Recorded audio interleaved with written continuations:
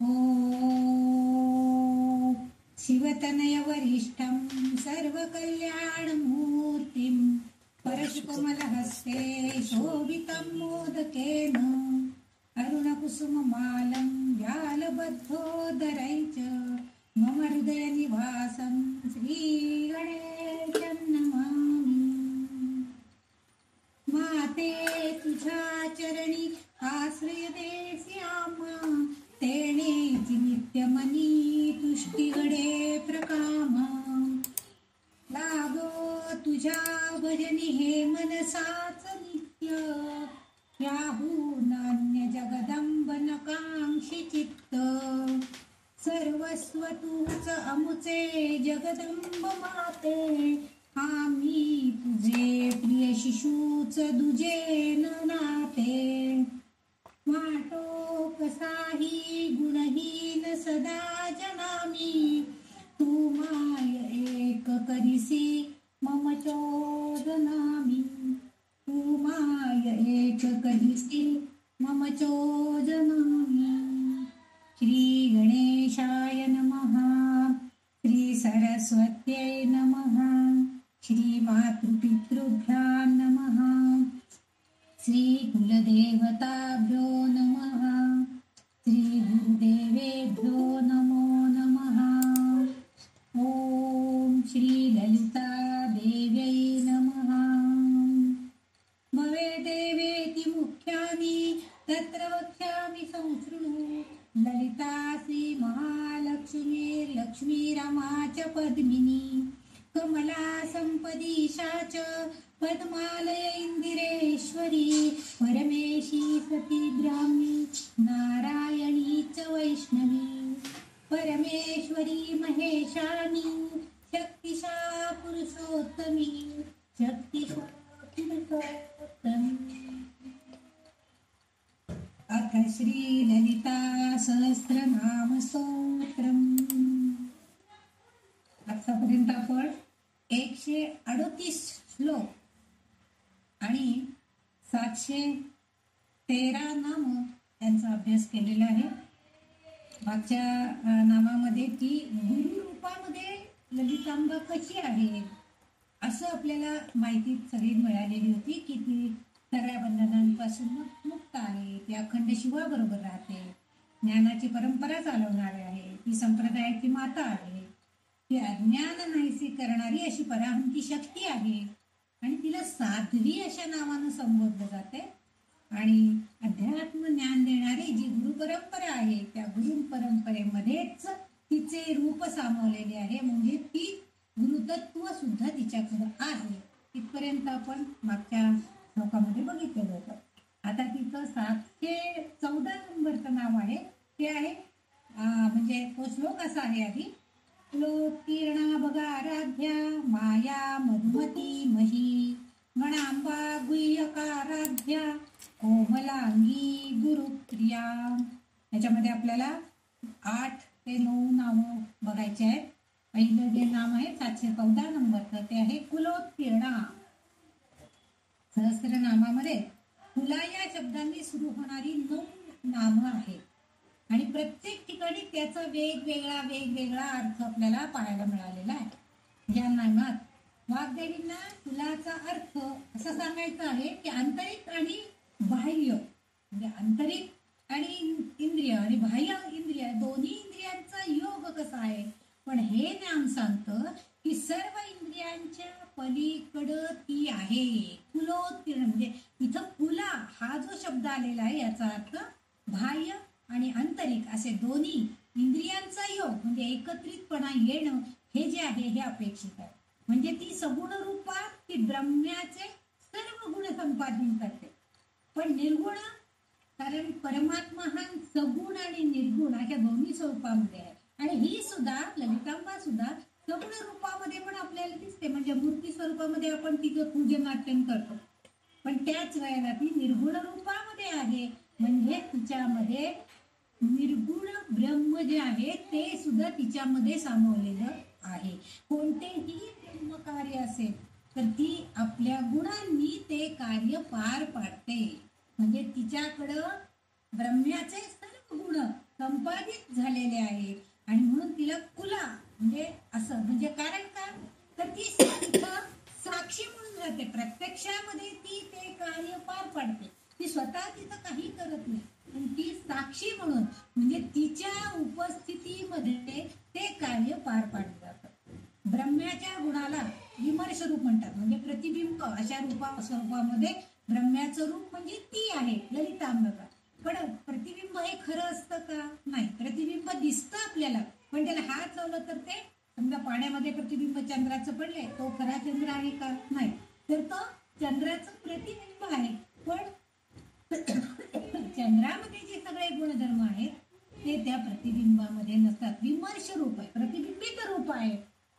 आणि तसं ही ललितांबिका सुद्धा शिवाबरोबर असताना तिच्या पुढं म्हणजे ब्रह्माचं सगळे गुण तिने संपादित केलेले आहेत आणि तिचं जे रूप आपल्याला दिसतंय ते विमर्श रूप आहे असा आपल्याला भास होतो. पण प्रत्यक्षामध्ये कसं आहे तर ती शिवाबरोबर असल्यामुळं प्रकाश ऊर्जा असा असणारा शिव तिच्या बरोबर आहे आणि आणि त्याच्याबरोबर ती पण आहे. ती म्हणजे ती शक्ती आहे आणि हे सगळं एकत्रित आलेलं आहे. म्हणून कुल उत्तीर्ण इथं उत्तीर्ण याचा अर्थ इंद्रिय म्हणजे सगळ्या इंद्रियांना जिंकणारी अशी ती आहे असा अर्थ इथं त्या वाग्देवींना अभिप्रेत आहे. मागच्या बऱ्या कुलांगना कुलांतस्था वगैरे अशी नावं म्हणजे कुला ह्या शब्दानी अनेक नावं जी आली त्यामधलं हे कुलोत्तीर्ण हे जे नाव आलेलं आहे. इंद्रियांना हिनं म्हणजे या ललितांबिकेनं जिंकून घेतलेलं आहे आणि त्यात ती उत्तीर्ण आहे. उत्तीर्ण होणं म्हणजे काय म्हणतो आपण? पास होणं. उत्तीर्ण होणं म्हणजे पास होणं. तसं आहे म्हणजे तिने यश संपादन केलेलं आहे. त्या गुणांना संपादन करण्याचं यश तिने मिळवलेलं आहे म्हणजेच ती त्या गुणांनी युक्त आहे. म्हणजे ब्रह्म्याचे सर्व गुण सगुण आणि निर्गुण रूपातले तिच्याकडं आहे. पण हे असताना ती प्रत्येक खेपेला शिवाबरोबर आहे हे मात्र आपण ध्यानात ठेवायचंय. म्हणून तिचं इथं त्यांनी कुलोत्तीर्ण हे नाव इथं उद्भूत केलेलं दिसतंय. म्हणजे ती प्रत्यक्ष कार्य जरी करत नसली तरी साक्षी रूपानं मात्र ती प्रत्येक कार्य पार पाडते. पुढचं जे नाव आहे 715 नंबरचं ते आहे भगाराध्या. आता इथं भगा असा शब्द आहे पण भाग म्हणजे सूर्यमंडल आणि या सूर्यमंडलात सौरचक्रामध्ये तिची उपासना तिची पूजा केली जाते. सामान्य मानवाला या सौरचक्रामध्ये प्रवेश करणं अशक्य गोष्ट आहे. मागच्या एका नामामध्ये आपण बघितलं होतं की सौरचक्राच्या मध्यभागी ती नसलेली आहे. मागच्या भागामध्ये आपण तिला सौरचक्राच्या मध्यभागी ती आहे असा उल्लेख आलेला होता. म्हणजे ती तिथं आहे हे मात्र निश्चितपणे माहिती आहे आपल्याला.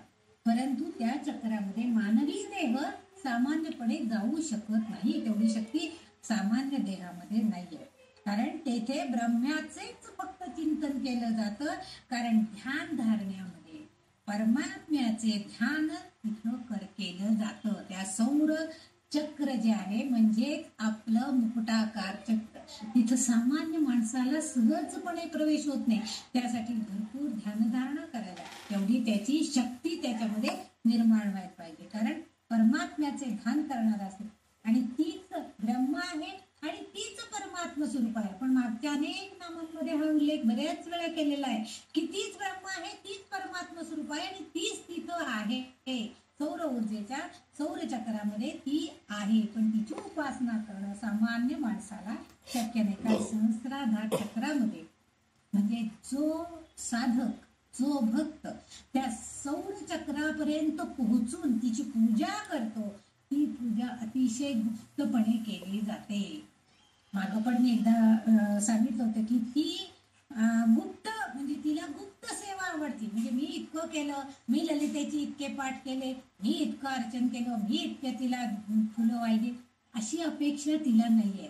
तर तिचं नामस्मरण जास्तीत जास्त व्हावं ती आणि तुम्ही म्हणजे तुमच्या अंतर्गत ती आहे याची ओळखण तुमची तुम्ही करून घ्यायला पाहिजे अशी तिची अपेक्षा आहे.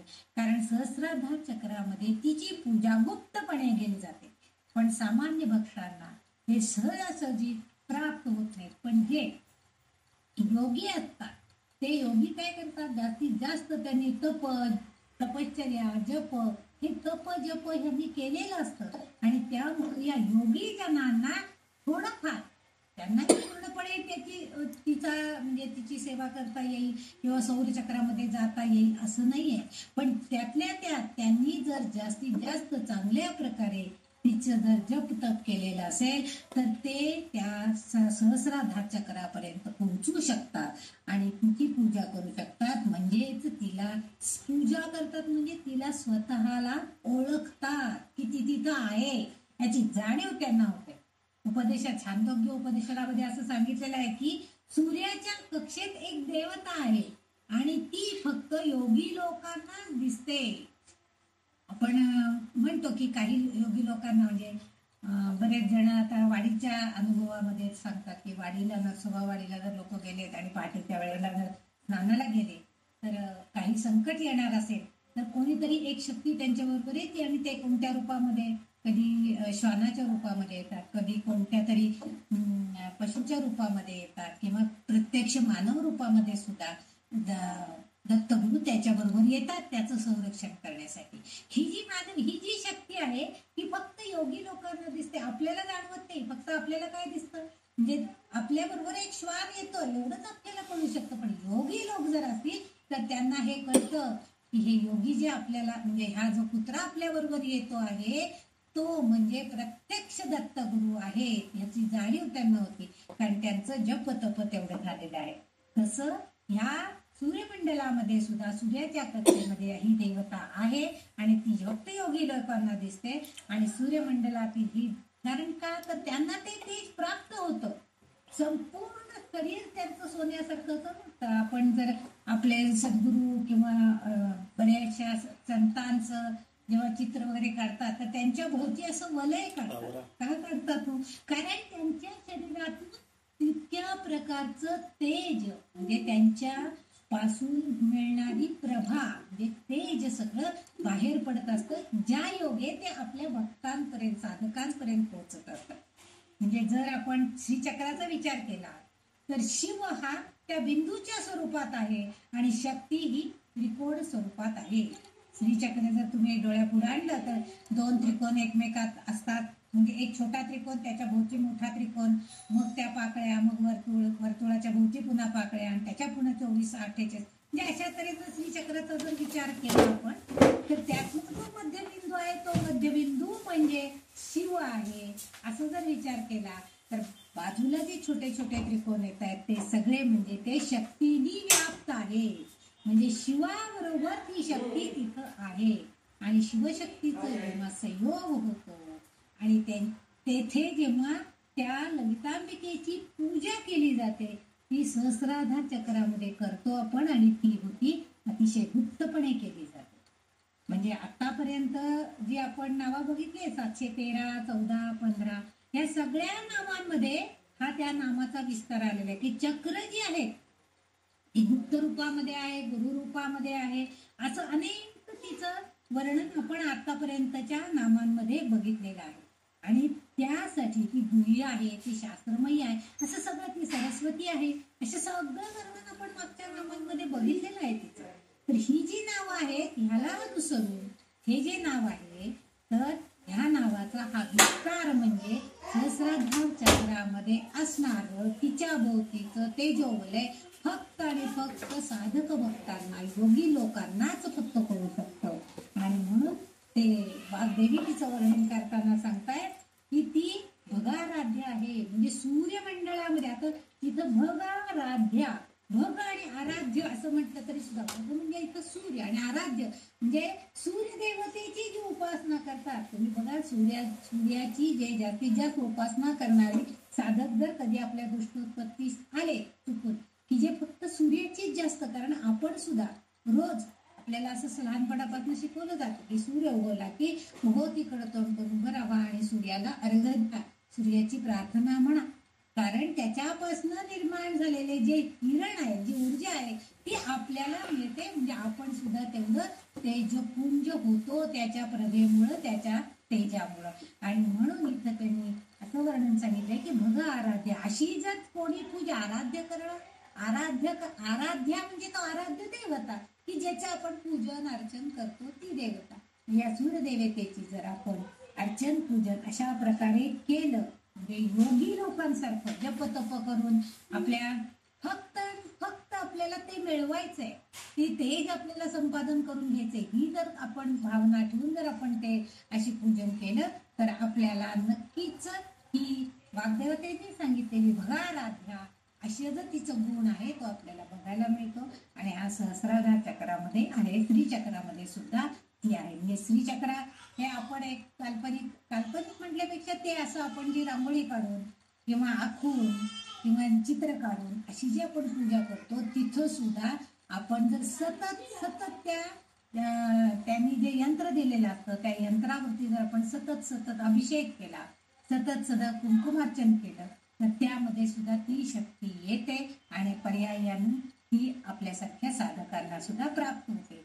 म्हणून तिने सांगितलं की अशा तऱ्हेच्या सूर्यदेवतेचं जे तेज आहे तसं आराध्य असणारी ही ललितांबिका आहे आणि तिची तुम्ही पूजन अर्चन करा असं वाग्देवतांना इथं अपेक्षित असावं. पुढचं जे नाव आहे ते म्हणजे माया. आपण हे बऱ्याच वेळा ऐकतोय, आता बऱ्याच नावांमध्ये हे बरंच पुन्हा आलेलं आहे. आता इथं माया म्हणजे भ्रम आहे, म्हणजे दोरी दिसली की ते साप आहे हा भ्रम आहे, हे आपण बऱ्याच वेळा ऐकतो. आणि ती ललितांबिकाच माया आहे, ती गूढ माया आहे, गूढ शक्ती आहे. आणि या मायेच्या प्रसारात ब्रह्म हे अथांग आहे की ज्याचा आपल्याला पार लागत नाही. आपल्याला प्रत्यक्ष ब्रह्म काय आहे, प्रत्यक्ष परमात्मा काय आहे, कशी तिची शक्ती आहे ह्याची जाणीव आपल्याला होत नाही. कारण हा मायेचा अथांग पसारामध्येच आपण अडकून पडतो. आपण प्रापंचिक लोक तरी नक्कीच ह्याच वेळच्यामध्ये जास्त अडकलेला तो आपल्याला कळत नाही की आपण याच्यातनं कसं बाहेर पडायचं आहे. कारण ब्रह्म हे काळ आणि अवकाशात बांधलेले आहे असे तर म्हणजे जो ब्रह्म आहे, जो परमात्मा आहे तो कसा आहे तर तो आपल्याला दिसू शकत नाहीये. म्हणजे सगुण रूपामध्ये आपण त्याचं स्वरूप एक डोळ्यासमोर आणू शकतो, पण निर्गुण रूपामध्ये असणारा जो ब्रह्म आहे तो आपण जाणू शकत नाही. कारण तो काळ म्हणजे वेळ असणारी आणि आकाशानं बांधलेला आहे. म्हणजे अवकाश जे आहे त्यामध्ये तो आहे पण आपल्याला त्याला बांधता येत नाही. म्हणजे तो आणून बांधून ठेवलाय आणि आपल्या समोर आणि आपण त्याचं पूजन अर्चन करतो असं होऊ शकत नाही. कारण निर्गुण ब्रह्म जे आहे त्याला त्याच्याही पार, अवकाशाच्याही पार, ज्याचा पार आहे, ज्याला अथांगपणा आहे, त्याच्या पलीकडे तो आहे असं ते ब्रह्मरूप आहे. म्हणजे ब्रह्माचे दोन पैलू असलेला आपल्याला बघायला मिळतात, एक सगुण ब्रह्म आणि निर्गुण ब्रह्म. सगुण ब्रह्मामध्ये आपण काय करतो, गुणांसह मूर्त स्वरूप. म्हणजे एक आपण बघतो की सगुण रूप करायचं म्हणजे समजा देवीचं एखादी मूर्ती स्थापन करतो, त्या मूर्तीच्या हातांमध्ये आपण ध्यानाच्या श्लोकांमध्ये बघितलं, इतरही श्लोकांमध्ये बघितलं की विविध तऱ्हेची अस्त्र शस्त्र तिच्या हातामध्ये आहेत, विविध आयुध तिने धारण केलेली आहे, तिचा रंग कसा आहे, तिचे डोळे कसं आहेत, मुकुट कसं आहे, तर सगळं वर्णन केलेलं आहे आपल्याला म्हणजे मूर्त स्वरूपामध्ये. पण हे मूर्त स्वरूप कसं आहे, गुणांसह युक्त आहे. ती नुसती मूर्त स्वरूपामध्ये छान छोक आपल्याला दिसते, दागदागिने घालून बनवलेली असं नाहीये, तर तिच्यामध्ये अनेक गुण सुद्धा आहेत, त्याची जाणीव आपल्याला होते. ते आहे तिचं सगुण ब्रह्मरूप. दुसरं जे आहे ते म्हणजे निर्गुण ब्रह्म. आता निर्गुण ब्रह्मरूप म्हणजे काय आहे तर ती सगुण बनते. कारण का, ते मायेच्या प्रभावाने ती मूर्त स्वरूपात दिसते असं आपल्याला भ्रम होतो. म्हणजे जेव्हा तिचं निर्गुण रूप आपल्याला बघायला मिळत नाही, कारण ती त्याच्याही पलीकडे आहे. हे सगुण रूप आपण आपल्या कल्पनेनं मायेनं आपल्या डोळ्यासमोर आणतो आणि मग निर्गुण ब्रह्म जे आहे ते सगुण बनते. म्हणजे आधी ती निर्गुण आहे आणि मग ती सगुणात येते. निर्गुण ब्रह्मामध्ये आपण तिला पाहू शकत नाही, कारण ती त्याच्याही पलीकडे, तिच्याकडे सगळे गुण आहेत पण गुणांशिवाय त्याच्याही पलीकडे आणखीन काहीतरी गुण तिच्यामध्ये आहेत, ते तिचं निर्गुण ब्रह्म आहे. खरं तर ब्रह्म हे शुद्ध आणि अमर्याद चेतना आहे. आपण म्हणतो नेहमी की ब्रह्म हे चेतनामय आहे, शक्तिमय आहे. ते जर आपल्यामध्ये असेल तरच आपण देहधारी काहीतरी कार्य करू शकतो, आपल्याकडनं काहीतरी कृती होऊ शकतात. पण शुद्ध आणि अमर्याद चेतना आहे आणि ती त्याचे प्रगटीकरण. आता ही काय करते ललितांबा, ही जेव्हा सगुण रूपामध्ये येते तेव्हा ती आपल्या निर्गुण रूपाचा आधार घेते, कारण तिच्यामध्ये ती शक्ती आहे, चेतना शक्ती, शुद्ध आणि अमर्याद चेतना. आणि त्या योगे ती सजीव सृष्टी निर्माण करते. आणि तिथं त्या सजीव सृष्टीमध्ये जेव्हा प्रकटीकरण होतं तिथं, कारण आपण जेव्हा सजीव सृष्टी निर्माण झाली, मानव निर्माण झाला, झाडं झुडपं निर्माण झाली, म्हणजे जी सगळी जी सृष्टी निर्माण झालेली आहे, या सृष्टीमध्ये आपल्याला ती दिसते. म्हणून आपल्याला एखाद्या झाडाच्या बुंद्यामध्ये गणपतीचा आकार तयार झालेला दिसतो, एखाद्या झाडाच्या बुंद्यामध्ये एखाद्या विष्णूचा अवतार झालेला आपल्याला दिसतो. म्हणजे वेडीवाकडी जे फांद्या येतात त्याच्यात, म्हणजेच काय होतं, तर सृष्टीमध्ये प्रत्यक्ष प्रकटीकरण येतं. म्हणजे त्या तिचं रूप आपल्याला म्हणजे प्रत्यक्ष ती दिसते. खरं तर ती निर्जीव आहे, आपण काय झाड हलू शकत नाही, ती तिथं ती निर्जीव असलेली दिसते. पण चेतना, आपल्यामध्ये जी चेतना शक्ती आहे त्याद्वारे आपल्याला तिथं तिचं रूप दिसतं. आणि हीच शुद्ध अमर्याद चेतना स्वतंत्रपणे जेव्हा मानव रूपामध्ये प्रगट होते, म्हणजे मानवामध्ये जेव्हा ती चेतना, कारण तेव्हा काय होतं, आपल्याला तिच्या रूपाची ओढ लागलेली असते. आपल्यातली चेतना जागृत झालेली असते की आपल्याला ललितांबिकेला भेटायचं आहे, आपल्याला ती ललितांबिकेला स्वतःला संपादन करून घ्यायचंय, म्हणजे तिचे गुण संपादन करून घ्यायचे, ती कशी आहे ते जाणून घ्यायचे. हे सगळं आपल्याला कळलेलं असतं. आणि अशा वेळेला आपण काय करतो, मानव रूपामध्ये स्वतंत्रपणे तिला प्रकट करण्याचा प्रयत्न करतो. नवरात्राच्या वेळेला जर तुम्ही बघितलं असाल तर काही काही म्हणजे आपल्या व्हॉट्सअपवर बरेच असे मेसेज येतात की स्त्रिया अगदी देवीसारखं रूप घेऊन तिथं 8-8 तास 4-4 तास उभं राहतात म्हणे, असं काहीतरी ते काय नवरात्राच्या ह्याच्यामध्ये बघितलेले म्हणजे रूप घेत असतात. तर ते जे आहे म्हणजे काय होतं, तर त्या मानवी रूपामध्ये ती प्रत्यक्ष आहे असं आपल्याला दिसतं. म्हणजे मानव रूपामध्ये ती प्रत्यक्ष आहे, पण ती खरी आहे का, तर ती माया रूपामध्ये आहे. म्हणजे तिचं रूप जे आहे ते भ्रमात्मक आहे.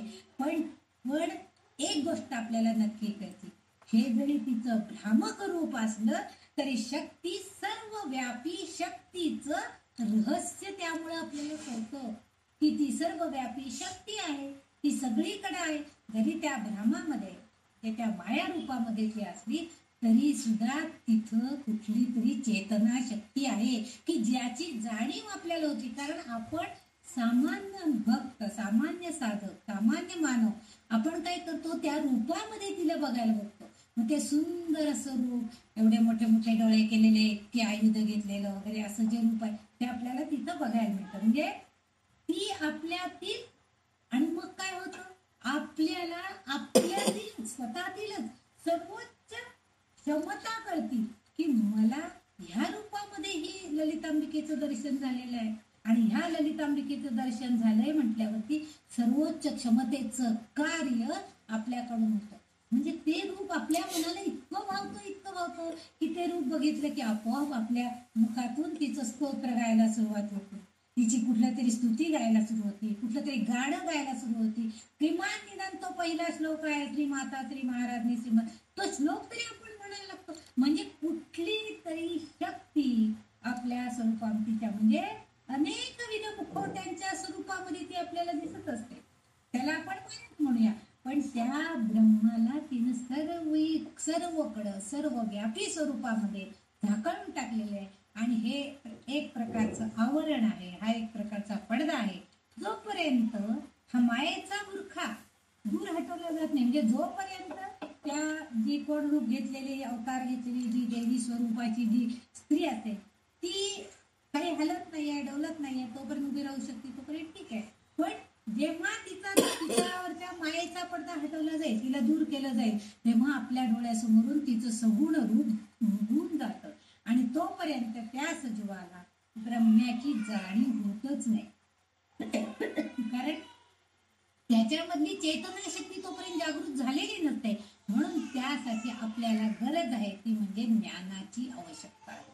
आणि नाही तर मानव अज्ञान अंधकारात गुरफटलेला तो. आणि हे सगळं केव्हा होईल, जेव्हा आपल्याला हे ज्ञान होईल की ती शक्ती आहे, ती चेतना शक्ती आहे, आणि त्या योगे आपण तिला जाणून घेऊ शकतो की जी आपल्या अंतःकरण सुद्धा आहे, तिला आपण जाणून घेऊ शकतो, तिला समजून घेऊ शकतो. पण यासाठी वरचं मायेचं आवरण आधी दूर झालं पाहिजे, मायेचा पडदा निघून गेला पाहिजे, बुरखा दूर झाला पाहिजे. आणि अशा वेळेला म्हणून जेव्हा आपल्याला हे ज्ञान मिळवायचं आहे, ही जेव्हा आपल्यातली सुप्त शक्ती जागृत होईल त्यावेळेस काय होईल, आपल्याला कळायला लागेल की नाही, आपल्याला जाणून घ्यायची की हिची शक्ती कशी आहे, ही चेतना शक्ती कशी जागृत होऊ शकते. आणि मग त्यावेळेस आपण आपोआप आपलं अज्ञान थोडस बाजूला सोडून ज्ञानाच्याकडं वाट करायला लागतो.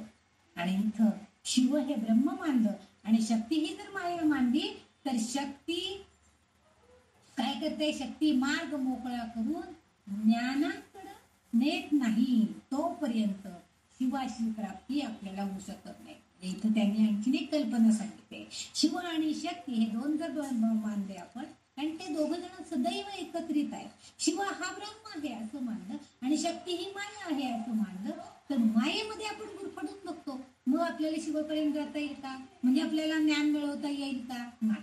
त्यासाठी आपल्याला हा मायेचा पडदा थोडा थोडा बाजूला झाडलं पाहिजे, म्हणजे आपलं अज्ञान दूर केलं पाहिजे आणि त्या शिवाला प्राप्त करून घेण्याची मानसिक अवस्था आपली निर्माण केली पाहिजे, आपलं ज्ञान वाढवलं पाहिजे, आध्यात्मिक प्रगती आपण करून घेतली पाहिजे. हेच त्याशिवाय आपण शिवाला प्राप्त करून घेऊ शकणार नाही, म्हणजेच आपल्याला ब्रह्माची जाणीव नाही.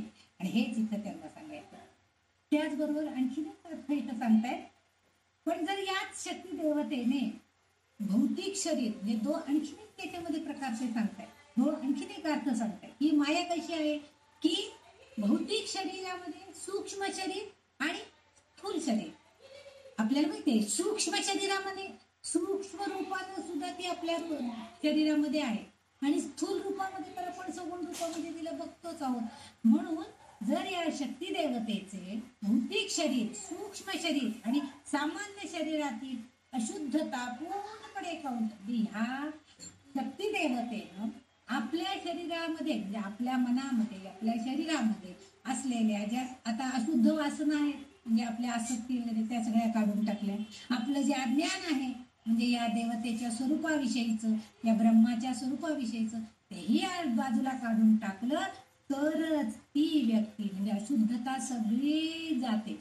बघा तुम्ही, अंधार पडलेला आहे आणि आपण छोटासा दिवा लावतो देवाजवळ.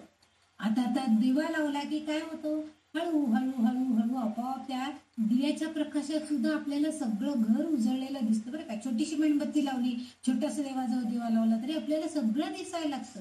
कारण काय होतं, तर तो जो अंधकार आहे, जसा आपल्या मनात अज्ञान अंधकार आहे, तसं त्या रूम मध्ये, त्या घरामध्ये, त्या छोट्याशा देवघरामध्ये अंधकार असतो आणि त्या दिव्याच्या ज्योतीच्या प्रकाशानं हळूहळू तो दूर होतो. तसं आपल्या मनामध्ये सुद्धा सूक्ष्मतम रूपानं ती आत वास करत असते आणि तिला जाणून घेण्याचा प्रयत्न जसा जसा आपण आध्यात्मिक बल वाढवतो, जसं जप तप करायला लागतो, तसं तसं म्हणजे आपल्याला आपली उपासना करायला आपण महत्व दिलं पाहिजे. आपण जशी उपासना वाढवत जाऊ तसं तसं हळूहळू हळूहळू आपोआपच शक्ती देवता आपल्याला ती शक्ती देते, आपल्याला तिच्यासारखं सक्षम बनवायचा प्रयत्न करते. आजच्या श्लोकामध्ये तुम्ही गुरुसारखी गुरुमंडल असं म्हटलेलं आहे, म्हणजे त्या गुरुचं वैशिष्ट्य काय, गुरु तात्काळ आपल्या शिष्याला ओळखलेला असतो, आपल्या शिष्याची पात्रता काय. तो असं करत नाही की त्या शिष्याला थोडंच ज्ञान द्यायचं, सगळं ज्ञान द्यायचं नाही, असं कुठलाही गुरु कधी करत नाही. आपला शिष्य आपल्यापेक्षा मोठा व्हायला पाहिजे, हे खरं तर गुरुचं वैशिष्ट्य आहे की तो आपल्यापेक्षा शिष्य मोठा व्हावा ही अपेक्षा असते. ज्या गुरुला असं वाटतं ना की आपलं महत्व कमी होतं, उपयोग नाही, शिष्याला नाही मोठं होऊन द्यायचं, हे जिथं वाटतं तिथं त्या गुरुला काही अर्थ नाही. म्हणजे गुरुचं तत्व जे आहे, गुरुची जी महती आहे ती तिथं कमीपणा दाखवणारी आहे. पण गुरुचे म्हणजे गुरु कसं होतं, लोखंडाला परिस्पर्श झाला तर लगेच सोनं होतं. म्हणजे तसं आपल्या शिष्याला त्यांनी जेव्हा ज्ञान देतील तेव्हा आपोआप तो त्या गुरुतत्वाकडे जायला लागतो. पण त्याच वेळेला ते कुठलंही त्या परिसरी म्हणजे तो परिसरी सोनं झालेलं ते पुन्हा जर एखाद्या लोखंडाला लागलं तर ते काही परिणाम करणार नाहीये. पण परिस मात्र म्हणजे शिष्याला चांगल्या प्रकारे ज्ञान देण्याचं काम, परिसाचं काम गुरु करतात. आणि तेच तसं ती ही आपली ललितांबिका आपल्या भक्तांना सक्षम बनवते आणि त्यांना ते सूक्ष्म ज्ञान प्राप्त करून देते. आता त्यासाठी आपल्याला सुद्धा तेवढंच उपासना करणं गरजेचं आहे. आणखीन एक अर्थ असा आहे याचा मायेचा की भगवद्गीतेमध्ये भगवंत सुद्धा आपल्याला हेच सांगतायत की माझ्या अद्भुत मायेतून पार होणे अगदी कठीण आहे. कारण मानवी देह हा सत्व रज आणि तम या गुणांनी व्यापलेला आहे आणि ते पार करणे फार कठीण आहे. कारण प्रत्येक माणसामध्ये काही सात्विक गुण, काही रजत गुण आणि काही तमो गुण हे असणारच आहे. सगळा माणूस, प्रत्येक माणूस काय सात्विक गुणांनी युक्तच असणार आहे, प्रत्येक माणूस रजोगुणांनी युक्त असं कधीच असत नाही. फक्त जेव्हा आपली सात्विक गुणांची पातळी वाढत जाते तेव्हा तो माणूस आपोआप सात्विक गुणांनी युक्त बनतो. आपोआप त्याच्यातले तमोगुण, रजोगुण हळूहळू हळूहळू कमी व्हायला लागतात. म्हणजे मानवी देह तत्पर या गुणांनी व्यापलेला आहे आणि ते पार करणं फार कठीण आहे. कारण आपल्याला लगेच क्रोध लगेच येतो. आपल्याला समजा 2 वेळा आपण काहीतरी एखादी गोष्ट सांगितली आणि तिसऱ्यांदा सुद्धा त्या माणसाने ती नीट केली नाही तर आपला क्रोध अनावर होतो. मी 2दा सांगितलं तुला हे करणं चुकीचं आहे बाबा, हे असं करू नको, हे बरोबर होणार नाहीये, हे तुटणार आहे, हे मोडणार नाही, तरी तो माणूस किंवा ती व्यक्ती तसंच करत असेल तर आपल्याला क्रोध येतो. पण इथं म्हणजे हे काम कठीण आहे. आपल्या तमावरती, आपल्या क्रोधावरती, आपल्या जे षड्रिपू आहेत त्यांच्यावरती अंमल मिळवणं, त्यांच्यावरती आपण आरूढ होऊन ते नाहीसे करण्याचा प्रयत्न करणं हे फार कठीण काम आहे.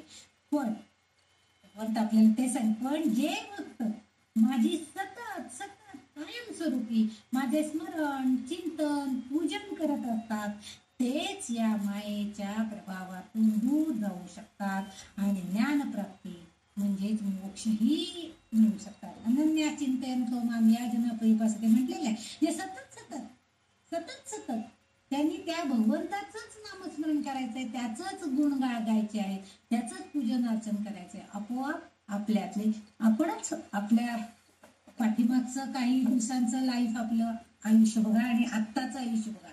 आपण 60च्या अलीकडं होतो तेव्हाच आपलं लाईफ आणि 60च्या नंतरचं आताचं जे लाईफ आहे ह्या जर थोडासा दृष्टिक्षेप टाकला तर आपल्याला हे लक्षात येतं की आपण आता आध्यात्मिक ओढ जेव्हा आपल्याला लागलेली आहे, आध्यात्मिक मार्गाकडे आपण आलेलो आहोत, तर आपोआप आपल्यातला क्रोध थोडा थोडा कमी होतो.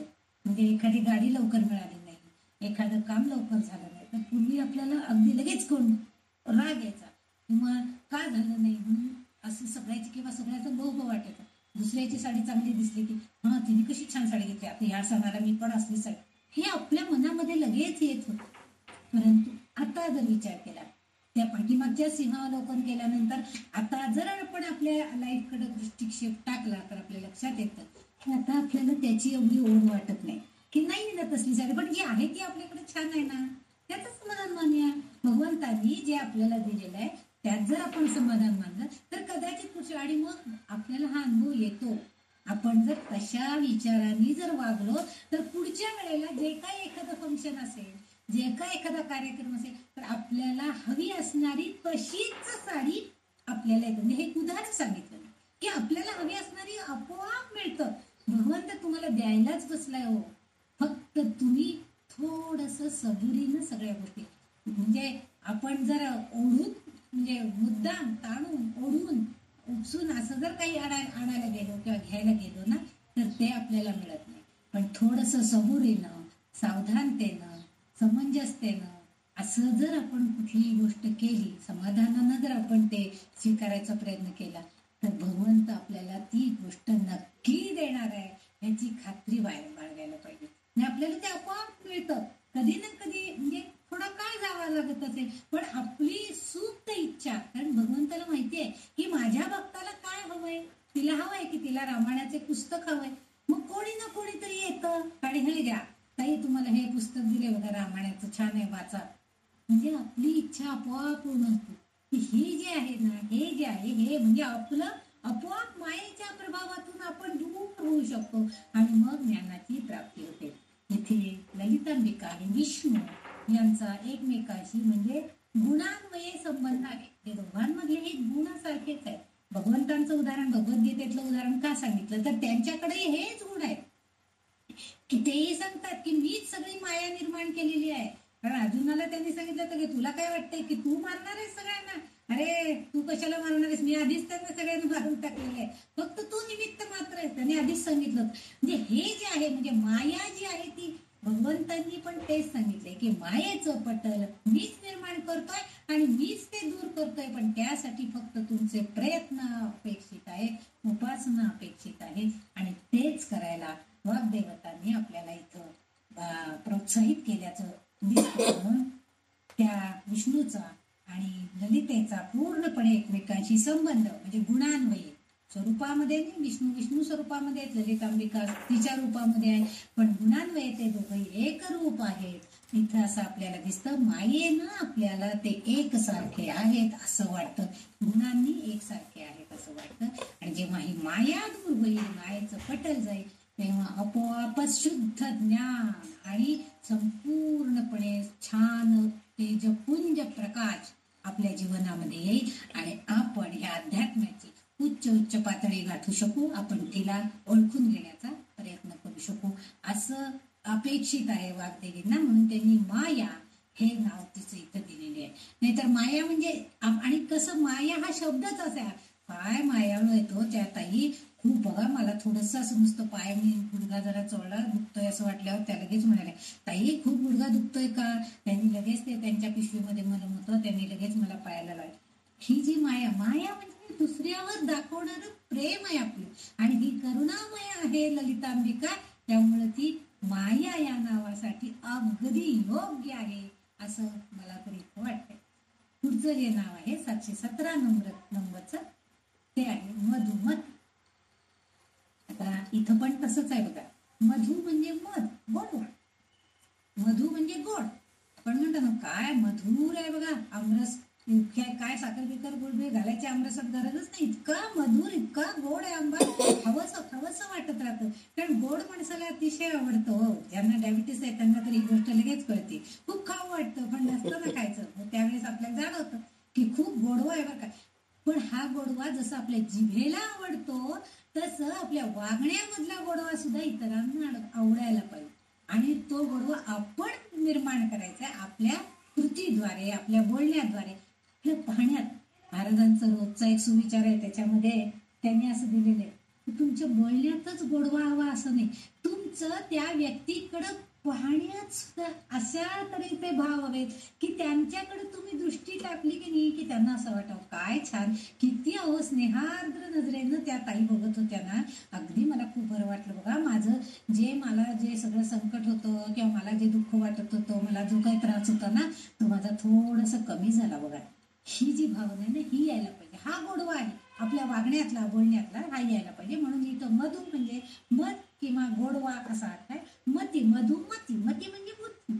आता ही बुद्धी म्हणजे कसलं, ही बुद्धी म्हणजे आपले ज्ञान संपादन करण्याची शक्ती किंवा आपली निर्णय क्षमता, ह्याला त्यांनी मती असं म्हटलेलं आहे.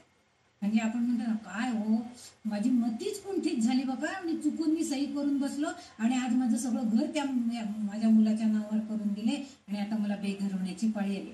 ही मती आहे. म्हणजे काय झालेलं त्यावेळेस आपली निर्णय क्षमता कुंठित होऊन गेली होती, त्याच्यावरती हे भ्रमाचा पडदा आला होता. त्यामुळे आपल्याला चुकून सही करावी वाटली, न वाचता आपण सही केली, अडकलो त्याच्यामध्ये.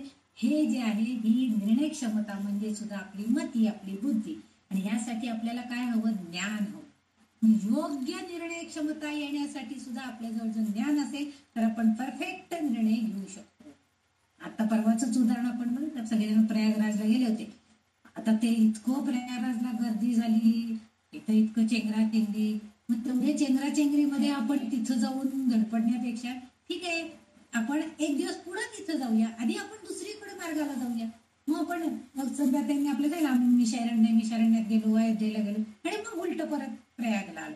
हे काय केलं आपण, म्हणजे आपल्या योग्य क्षमता, आपली निर्णय क्षमता योग्य प्रमाणे वापरून आपल्या इप्सित साध्य करण्याचा प्रयत्न आपण करू शकतो. म्हणजे आपल्याला जे गोड हवंय, आपल्याला जो चांगला निर्णय हवाय तो आपण मिळवू शकतो. ह्याला जी निर्णय क्षमता आहे ह्याला इथं मती असा शब्द त्यांनी वाग्देवींनी वापरलेला आहे. इथं मधू म्हणजे मध आणि मध म्हणजे गोडवा. आणि हा कोण गोळा करून ठेवतात, तर अर्थातच मधमाशा. मधमाशा अनेक फुलांमधून हा गोळा करतात आणि ठेवतात. मधमाशांच्या पोळ्यातून जो मध गोळा केलेला मध काढला जातो, ह्या मधाचा स्रोत आहेत ह्या असंख्य मधमाशा. म्हणजे फुलांमधला सगळा मध गोळा करून करून करून त्या फुलांमध्ये साठवतात आणि हा मध आपल्याला मिळतो. आता ह्या मधमाशांचं जो हा मध गोळा करणं आहे, तो म्हणजे आपलं स्थूल ज्ञान असं जर मानलं तर, म्हणजे त्यांनी गोळा करून आणलेलं म्हणजे मधमाशांचं पोळं जे आहे ते म्हणजे स्थूल ज्ञान आहे. म्हणजे त्यांनी कारण काय केलं, ते भोकं भोकं भोकं भोकं असतात बघा त्या पोळ्याला, आणि त्याच्यामध्ये त्यांनी थोडा थोडा थोडा थोडा थोडा थोडा मध गोळा करून आणून ठेवलेलं असतं. हे स्थूल ज्ञान जे आहे त्या प्रत्येक मधमाशांच्या पोळ्यातल्या प्रत्येक खोलमध्ये ते मध साठवलेलं. आणि हे ज्ञानकण आपण जर त्याला स्थूल ज्ञान मानलं तर त्यातून जो मध आपण गाळतो ते म्हणजे शुद्ध ज्ञान आहे. म्हणजे बघा किती छान कल्पना त्यांनी याच्यामध्ये सांगितली आहे की ज्ञान असंख्य प्रकारचं ज्ञान आहे.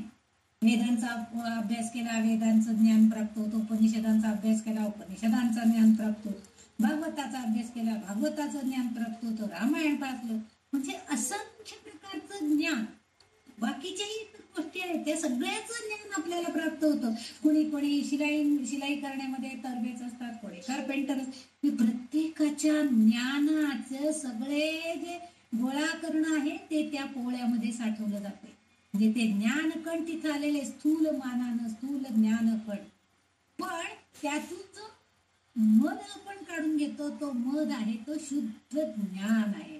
आणि ते शुद्ध ज्ञान म्हणजे ज्ञानाचं सार आहे. हे त्या सगळ्यातलं चांगलं जे आहे सार त्याचं जे आहे सगळं चांगलं चांगलं चांगलं त्यामध्ये गोळा झालाय, तो मध गोळा झालाय आणि तो मध आपण ज्ञानाचं सार म्हणून प्राप्त करतो. तसं आपण सुद्धा काय आहे उपनिषदांमध्ये असं म्हटलंय की मध आणि सूर्य यांची त्यांनी तुलना केलेली आहे.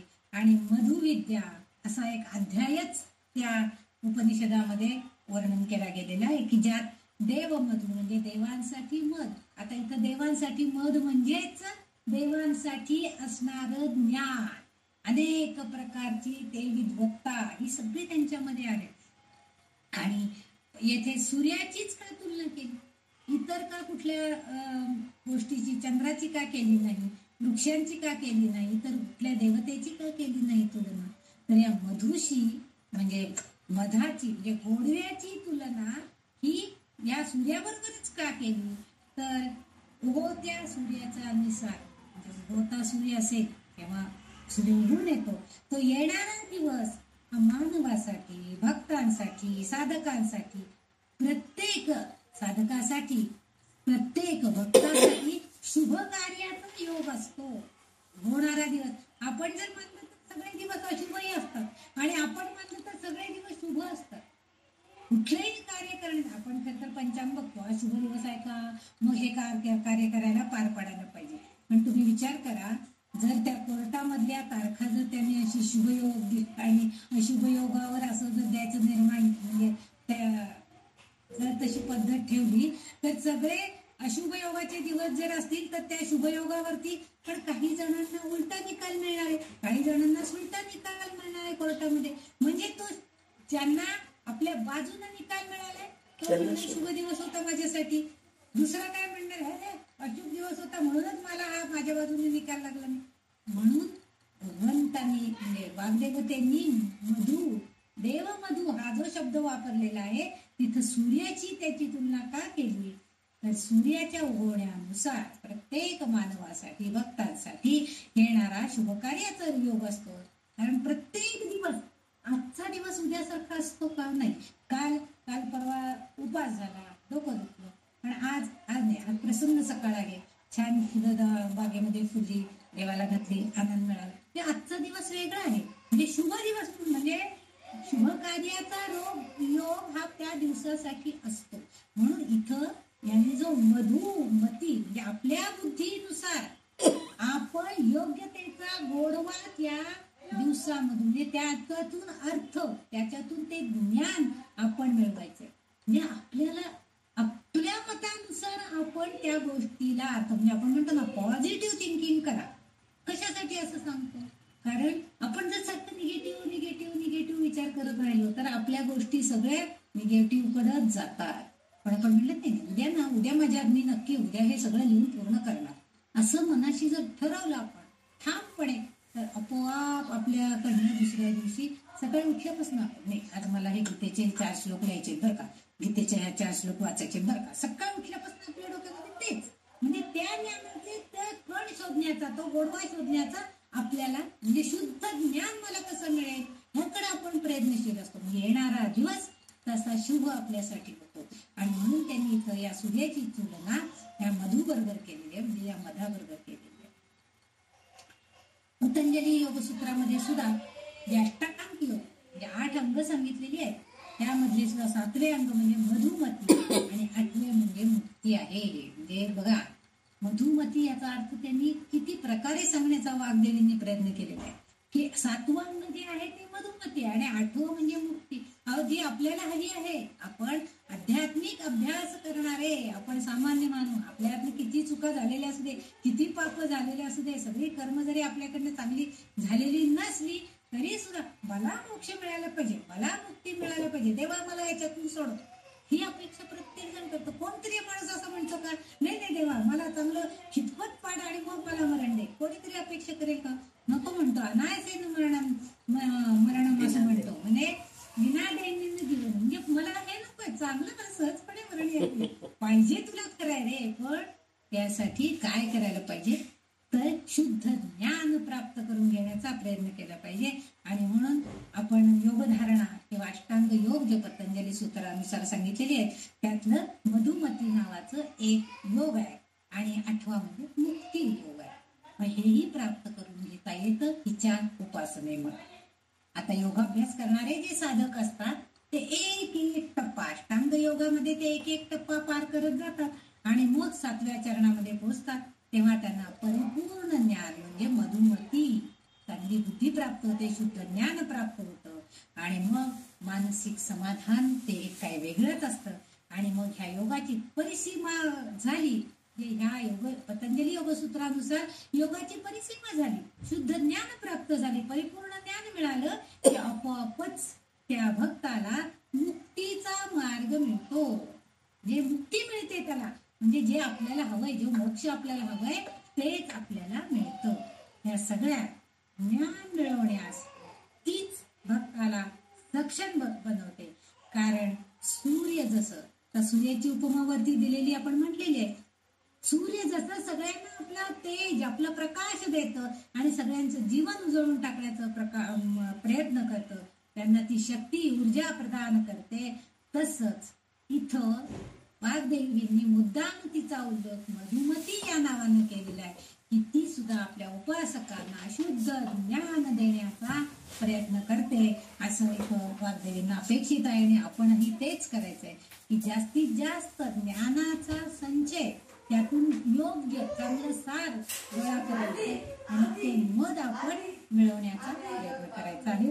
असं ह्या मधुमती नावाचा अर्थ अपेक्षित आहे.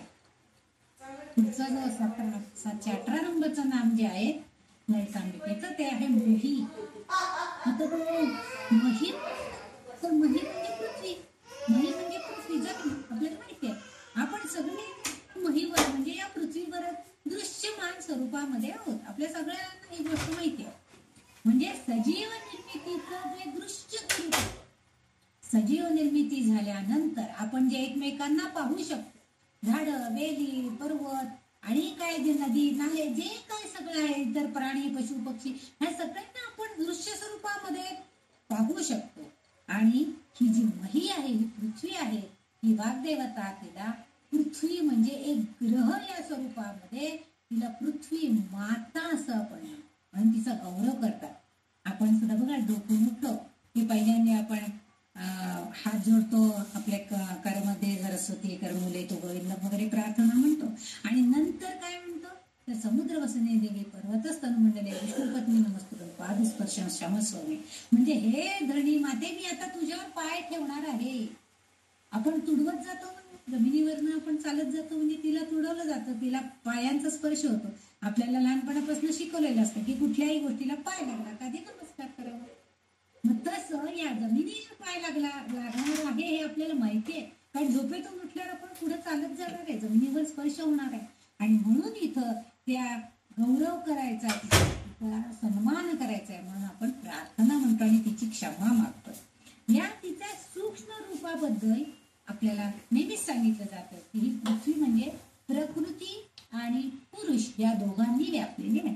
पृथ्वीवरती जी प्रकृती आणि पुरुष ही तत्व आहेत, हे दोन्हींनी ही सर्व पृथ्वी व्यापलेली आहे. खरं तर पृथ्वी म्हणजे अचेतन आणि अदीम पदार्थ आहे असं म्हटलं जातं, म्हणून तिला ग्रह असं म्हटलं जातं. वाग्देवतांना अपेक्षित असलेले सूक्ष्म स्वरूप आपण सामान्य साधक ओळखू शकत नाही, पण स्थूल स्वरूपामध्ये मात्र पृथ्वीवरचं सर्व आप, तेज, वायू, आकाश आणि स्वतः पृथ्वी या घटकांना आपण समजू शकतो.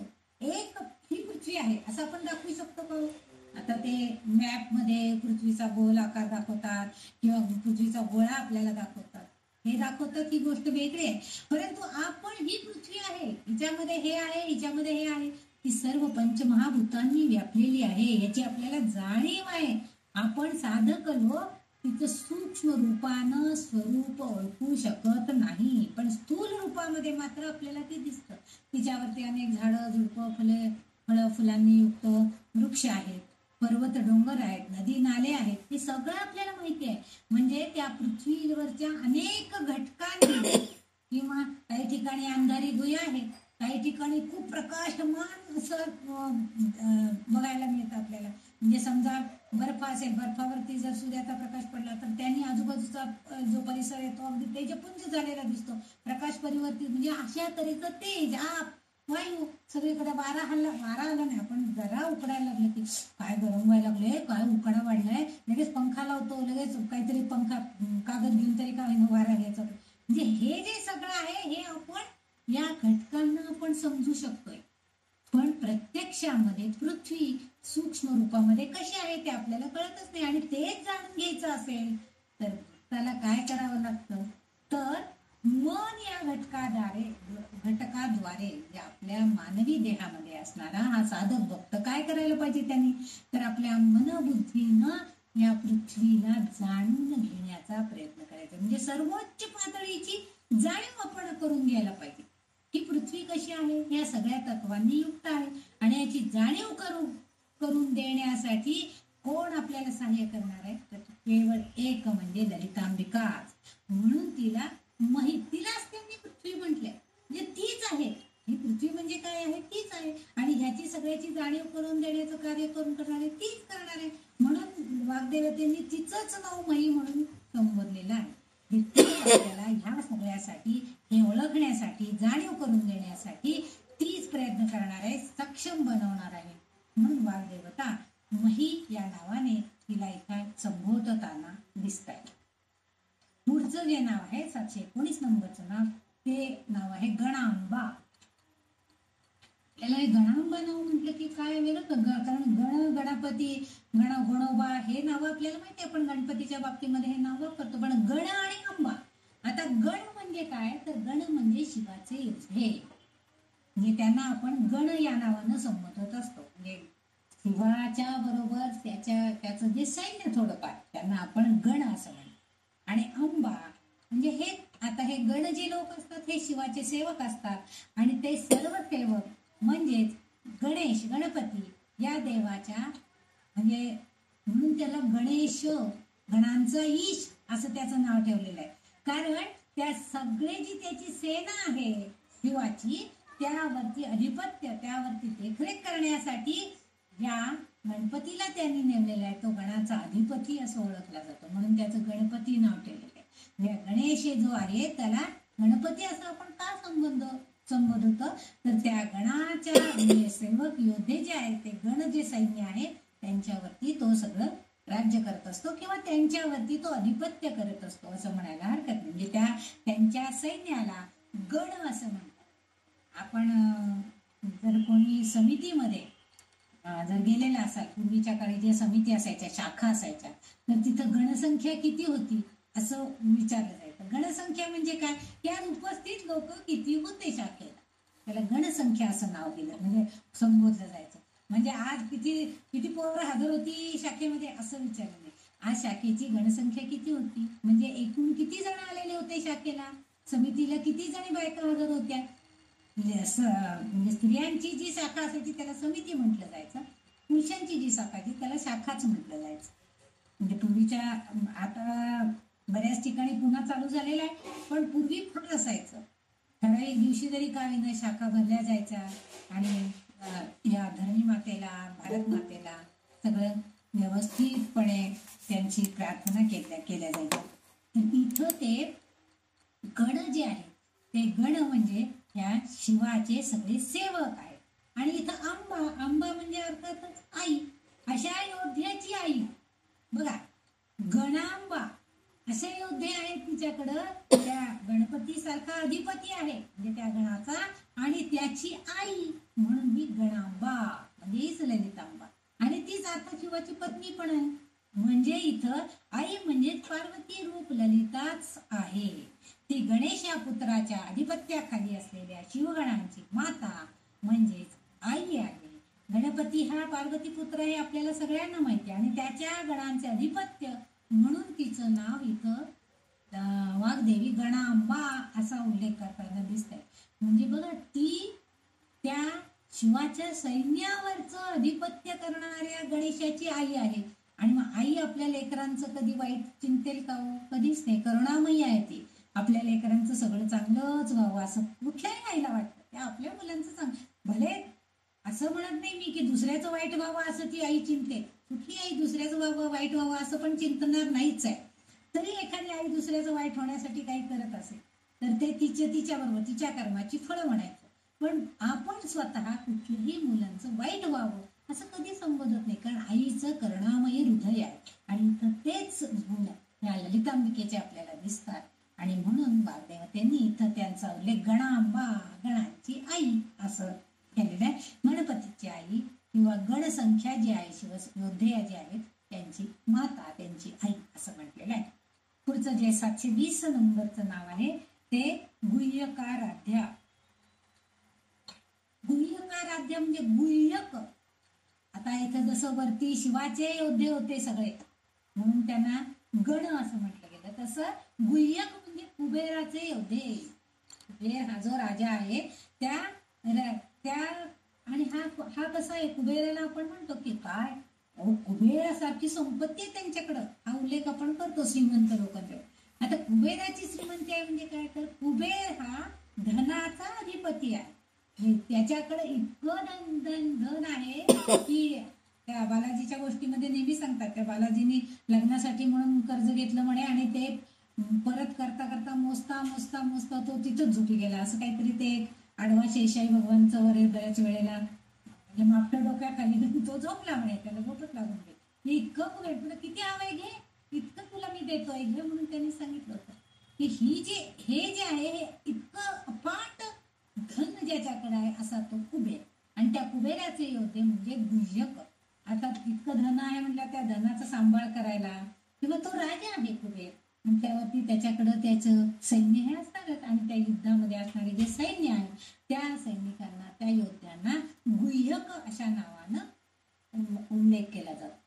आता इथं नेमका कुबेराचाच संबंध सांगितला, तर कुबेर हा ललितांबिकेचा एक महान भक्त म्हणून ओळखला जातो. मागच्या एका कुठल्या तरी नामामध्ये सुद्धा याचा उल्लेख आलेला आहे की कुबेर हा ललितांबिकेचा भक्त आहे. कुबेराचा उल्लेख आलेला होता. आणि अंबिकेचा जो पंचदशी मंत्र आहे तो ज्या 12 ऋषींनी तयार केला आहे त्यात कुबेराचा उल्लेख आहे. पंचदशी मंत्रामध्येच आहे. मागं मी सांगितलं ते एकदा की त्या कोणकोणत्या ऋषींनी मिळून तो मंत्र, पंचदशी मंत्र जे तयार केला त्याच्यामध्ये कुबेराचा सुद्धा वाटा आहे. ते 12 ऋषींपैकी ते आहे, म्हणजे कुबेर आहे. आणि या कुबेर आराध्य देवता ही ललिता. या कुबेराची आराध्य देवता कोण जर असेल तर ती म्हणजे ललितांबिका आहे. आणि या कुबेराला त्या पंचदशी मंत्राच्या निर्मितीमध्ये स्थान दिलेले आहे. आणि म्हणून तिचीच पूजा त्याच्याकडून म्हणजे कुबेराकडून केली जाते. पण गुह्य या शब्दाचा आणखीन एक अर्थ एक आहे. आता बघा, हिची पूजा तो गुप्तपणानं करतोय. तो असं सांगत नाही की मी ललितांबिकेचा इतकं मी पूजा करतोय, सगळ्यांना दाखवण्यासाठी करतोय, असं नाही. इतकं धनसंपत्तीचा मालक असणारा, अधिपती असणारा कुबेर आहे, पण तो गुप्तपणे ललितांबिकेची पूजा करतोय. आणि म्हणून इथं ह्या गुह्य या शब्दाचा आणखीन एक अर्थ आहे, म्हणजे गुप्त. गुह्य म्हणजे गुप्त असा त्यांनी केलेला आहे. आणि या संदर्भाने विचार केला तर आपलं जे एक चक्र, श्रीचक्र किंवा आपल्या शरीरामध्ये जे चक्र आहे त्या कुंडलिनी चक्र, तर या मूलाधार चक्रात तिचीच आराधना केली जाते.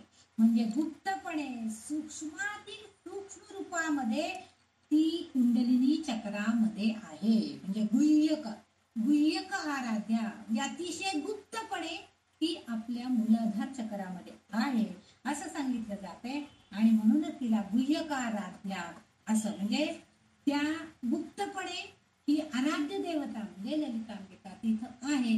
आणि आपण भक्तांनी तिचं आराध्य दैवत म्हणून मानून तिचं पूजन अर्चन केलं पाहिजे, असाही अर्थ एक अभिप्रेत आहे. एक म्हणजे कुबेराचा संदर्भ घेऊन सांगितलेला अर्थ आहे आणि एक कुंडलिनी चक्राचा आधार घेऊन एक अर्थ सांगितलेला आहे. म्हणून तिला गुह्यकाराध्या अशा नावानं वाग्देवता इथं उल्लेख करताना दिसत आहे. पुढचं जे नाव आहे ते आहे, पुढचं नाव आहे कोमलांगी. आपल्याला सहज त्या शब्दाचा अर्थ लगेच कळेल. कोमलांगी, कोमल आणि अंग आहे तिचा ती, जिचे शरीर अतिशय सुकुमार कोमल आहे अशी ती कोमलांगी. खरं तर आपण विचार केला तर ब्रह्माच्या सगुण रूपातील निर्मिती, पालन, पोषण आणि विनाश हे कार्य ती पार पडते. आणि त्यामुळं अनेक दुष्ट राक्षसांचा पराभव सुद्धा तिनं केलेला आहे. राक्षसांचा पाडाव करण्यासाठी ती कणखर आणि सामर्थ्यवान हवी असं आपल्याला खरं तर दिसतंय. तरीही ती या कठीण कामांबरोबरच, म्हणजे जसं ती ही कठीण कार्य पार पाडते, राक्षसांची लढायचं म्हणजे तिच्याकडे तेवढं सामर्थ्य पाहिजे, तिच्या अंगात तेवढी कार्यक्षमता पाहिजे, तेवढी ताकद पाहिजे. पण ह्या सगळ्या बरोबरच हे सगळं कार्य पार पडल्यानंतर ती अतिशय कठीण कामानंतरही ती कोमलांगी आहे. बघा, म्हणजे आतापर्यंत बऱ्याच ठिकाणी ती सामर्थ्यवान, ताकदवान असं तिचं स्वरूप आपण बघत आलेलो. पण इथं वाग्देवता तिला कोमलांगी म्हणतात. म्हणजे एवढं कठीण कठीण सामर्थ्य असण्यानंतर मात्र ती कोमलांगी आहे का? त्याचं कारण वाग्देवतांना असं वाटायला लागलं की अरे आपण तिचं सारखं सामर्थ्याचं, ताकदीचंच वर्णन करतोय, ताकदीचंच महत्व सांगतोय, पण त्याचबरोबर ती एक सर्वोच्च माता आहे. आणि सर्वोच्च मातेचं काम करताना तिचं शरीर, आता माता आहे म्हटल्यावरती माता एक आपल्या उदरामध्ये एका बालकाला जन्म देते, सोपी गोष्ट आहे का होती? एवढ्या कठीण स्वरूपामध्ये कार्य पार पाडून सुद्धा एका उदरामध्ये आपल्या गर्भाला वाढवायचं आणि त्या शिशूला जन्म द्यायचं. आणि मग त्यावेळेस तिच्या मनातील भावभावना अतिशय कोमल होतात. त्या आईला आपल्या बाळाला म्हणजे आपल्या स्वतःच्या प्रसव वेदना संपल्यानंतर जेव्हा त्या बालकाचा जन्म झाला आणि त्याच्याकडे जेव्हा आपण प्रथम दृष्टिक्षेप टाकतो तेव्हा आठवा, ते बाळ बघितल्यानंतर त्या आईच्या डोळ्यात अश्रू, आनंद अश्रू आल्याशिवाय राहत नाही. कोणी असू दे, मुलगी असू दे, मुलगा असू दे. कारण का तर तिचं जे भावनाप्रिय मन आहे, कोमल मन आहे, ते जागृत होतं आणि त्या बालकाप्रती तिचे भावना व्हायला सुरू होतात. म्हणजे त्याच्या प्रती तिची ओढ निर्माण होती. तसं ही सर्वोच्च माता आपल्या सगळ्या आपल्या साधक भक्तांच्या बाबतीतही तिचं मन असंच कोमल आहे. अरे हा माझा साधक भक्त मला मिळवण्यासाठी एवढा प्रयत्न करतो, एवढं जपतप करतो, एवढी साधना करतोय, मग मला त्याला प्रसन्न करून म्हणजे प्रसन्न व्हायलाच पाहिजे, त्याच्या पुढे स्वरूप प्रगट व्हायलाच पाहिजे, त्याला मी ह्या गोष्टी प्रदान करायलाच पाहिजे. ह्या भावना तिच्या मनामध्ये, म्हणजे लवचिक धोरण म्हणतो ना आपण, ते धोरण. जसं आई आपल्या, काही मुलं व्रात्य असतात, काही मुलं अतिशय समजूतदार असतात, खोडकर असतात, काही अतिशय उचापती करणारे असतात, काही खूप समंजस असतात. एकाच आईच्या पोटी आलेल्या मुलांमध्ये हे सगळे गुणधर्म आपल्याला बघायला मिळतात. पण प्रत्येकाच्या बाबतीमध्ये ती अगदी लवचिक धोरण स्वीकारते. खोडकर मुलगा असेल तर त्याला तेवढेच कठोरपणे त्याला ती शिक्षा द्यायला तयार होते. समजूतदारपणाने वागणारा मुलगा असेल तर त्याला अगदी छान शांत स्वभावामध्ये त्याला समजून सांगते, बाळा या खेपेला काही तुला सहलीला जायला मिळणार नाही, बाबांकडं या परीक्षेला आत्ताच त्यांचे मार्चेंट असल्यामुळं हे कट झाले ते कट झाले, पैसे या गेला, पगार कमी आलाय, सहलीला काय झालं, हे ती अतिशय समजून स्वरूपात म्हणजे समजुतीनं अतिशय समंजसपणानं कोमल स्वरूप घेऊन त्या शब्दांना ती त्याला समजावून सांगण्याचा प्रयत्न करते. म्हणजे ही जी लवचिकता त्या मातेकडे आहे ती आपल्या साधकांच्या बाबतीमध्ये ललितांबिकेकडे आहे. म्हणजे ती कुंडलिनी स्वरूपात सर्वात जेव्हा सूक्ष्म रूप धारण करते तेथे ती खरंच अतिशय पण ती सूक्ष्म रूपामध्ये ती आपल्या सगळ्यांच्या शरीरामध्ये आहे. म्हणजे ती एवढी मोठी असणार आहे का हो, कठीण आणि अगदी कडक अशी नाही, आपल्या शरीरामध्ये ती सूक्ष्म रूपानं आहे. फक्त तिला आपण जाणून घ्यायचंय. आणि म्हणून वाग्देवींना असं वाटतंय की तिचं जे हे स्वरूप आहे हे कोमल स्वरूपच आपण जास्तीत जास्त जाणून घेतलं पाहिजे. आणि तिची ही कोमलता, ही लवचिकता, हे तिचं कोमल मन हे प्रत्येक काम करत असताना दिसतंय. आणि त्याप्रमाणे आपण साधकांनी सुद्धा बनण्याचा प्रयत्न करायचा आहे, हीच अपेक्षा वाग्देवींना इथं आहे. त्यामुळे त्यांनी कोमल अंग, अंग म्हणजे शरीर असं जर अर्थ घेतला तर आपण सुद्धा आपलं शरीर म्हणजे हू म्हणून बेडोल व्हायचं, खायचं प्यायचं नुसतं सुस्त पडायचं असं जर झालं तर शरीर बेडोलपणाने वाढणारच आहे.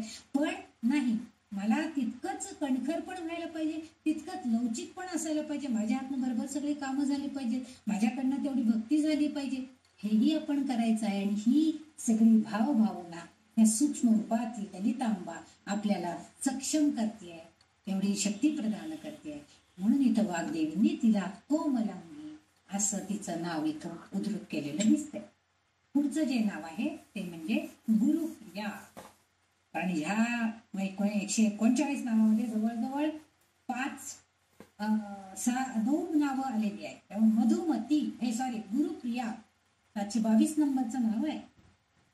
आता गुरु म्हणजे काय हे आपल्या सगळ्यांना माहिती आहे. गुरु म्हणजे येथे शिवाला प्रिय, जगद्गुरु शंकराचार्य असं आपण म्हणतो, जगद्गुरु शंकराचं शंकर.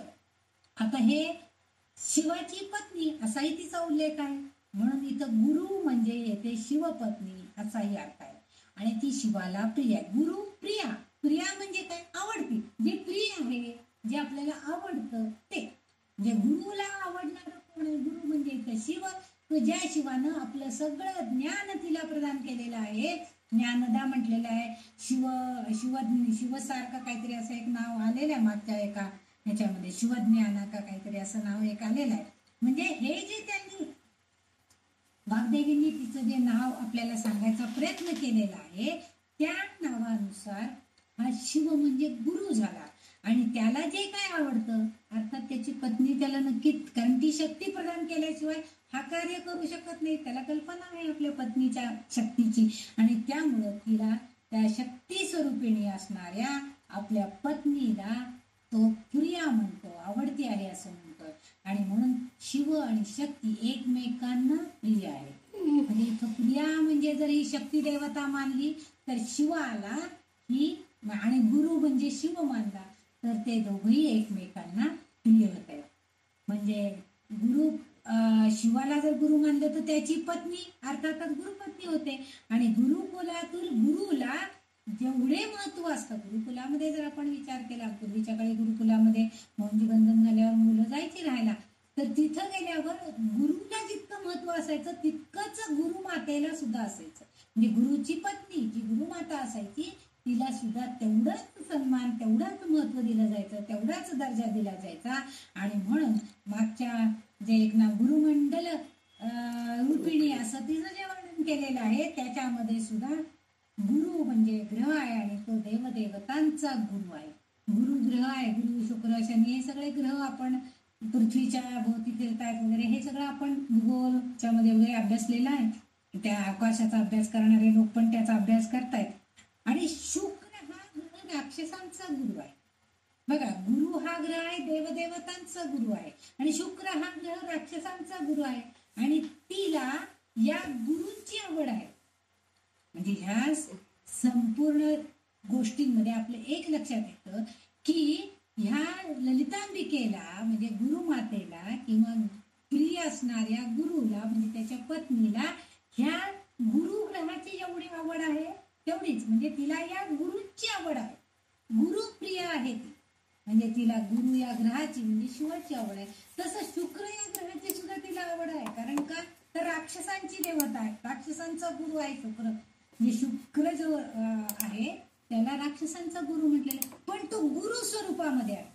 आता गुरु स्वरूपामध्ये राक्षसांचा गुरु असेल तर त्याच्याकडं राक्षसांना देण्यासाठी तेवढं सामर्थ्य, तेवढी शक्ती, तेवढी ताकद आहे. आणि ती शक्ती हिला हवी असते. ही शक्ती देवता आहे म्हणून तिला तोही प्रियच आहे. म्हणजे दुष्कृत्य करणाऱ्या राक्षसांचा बिमोड करणं तिला आवडतं. म्हणजे तिला राक्षसांचा गुरु आवडतो याचा अर्थ त्याच्यातली शक्ती फक्त आवडते. कारण तेच वाईट दुष्कृत्य करणारे जे राक्षसी विचार आहेत, दुष्कृत्य करणारे दुर्विचार आहेत, त्यांचा बिमोड करण्याचं कार्य ती करते म्हणून ती गुरुप्रिय आहे.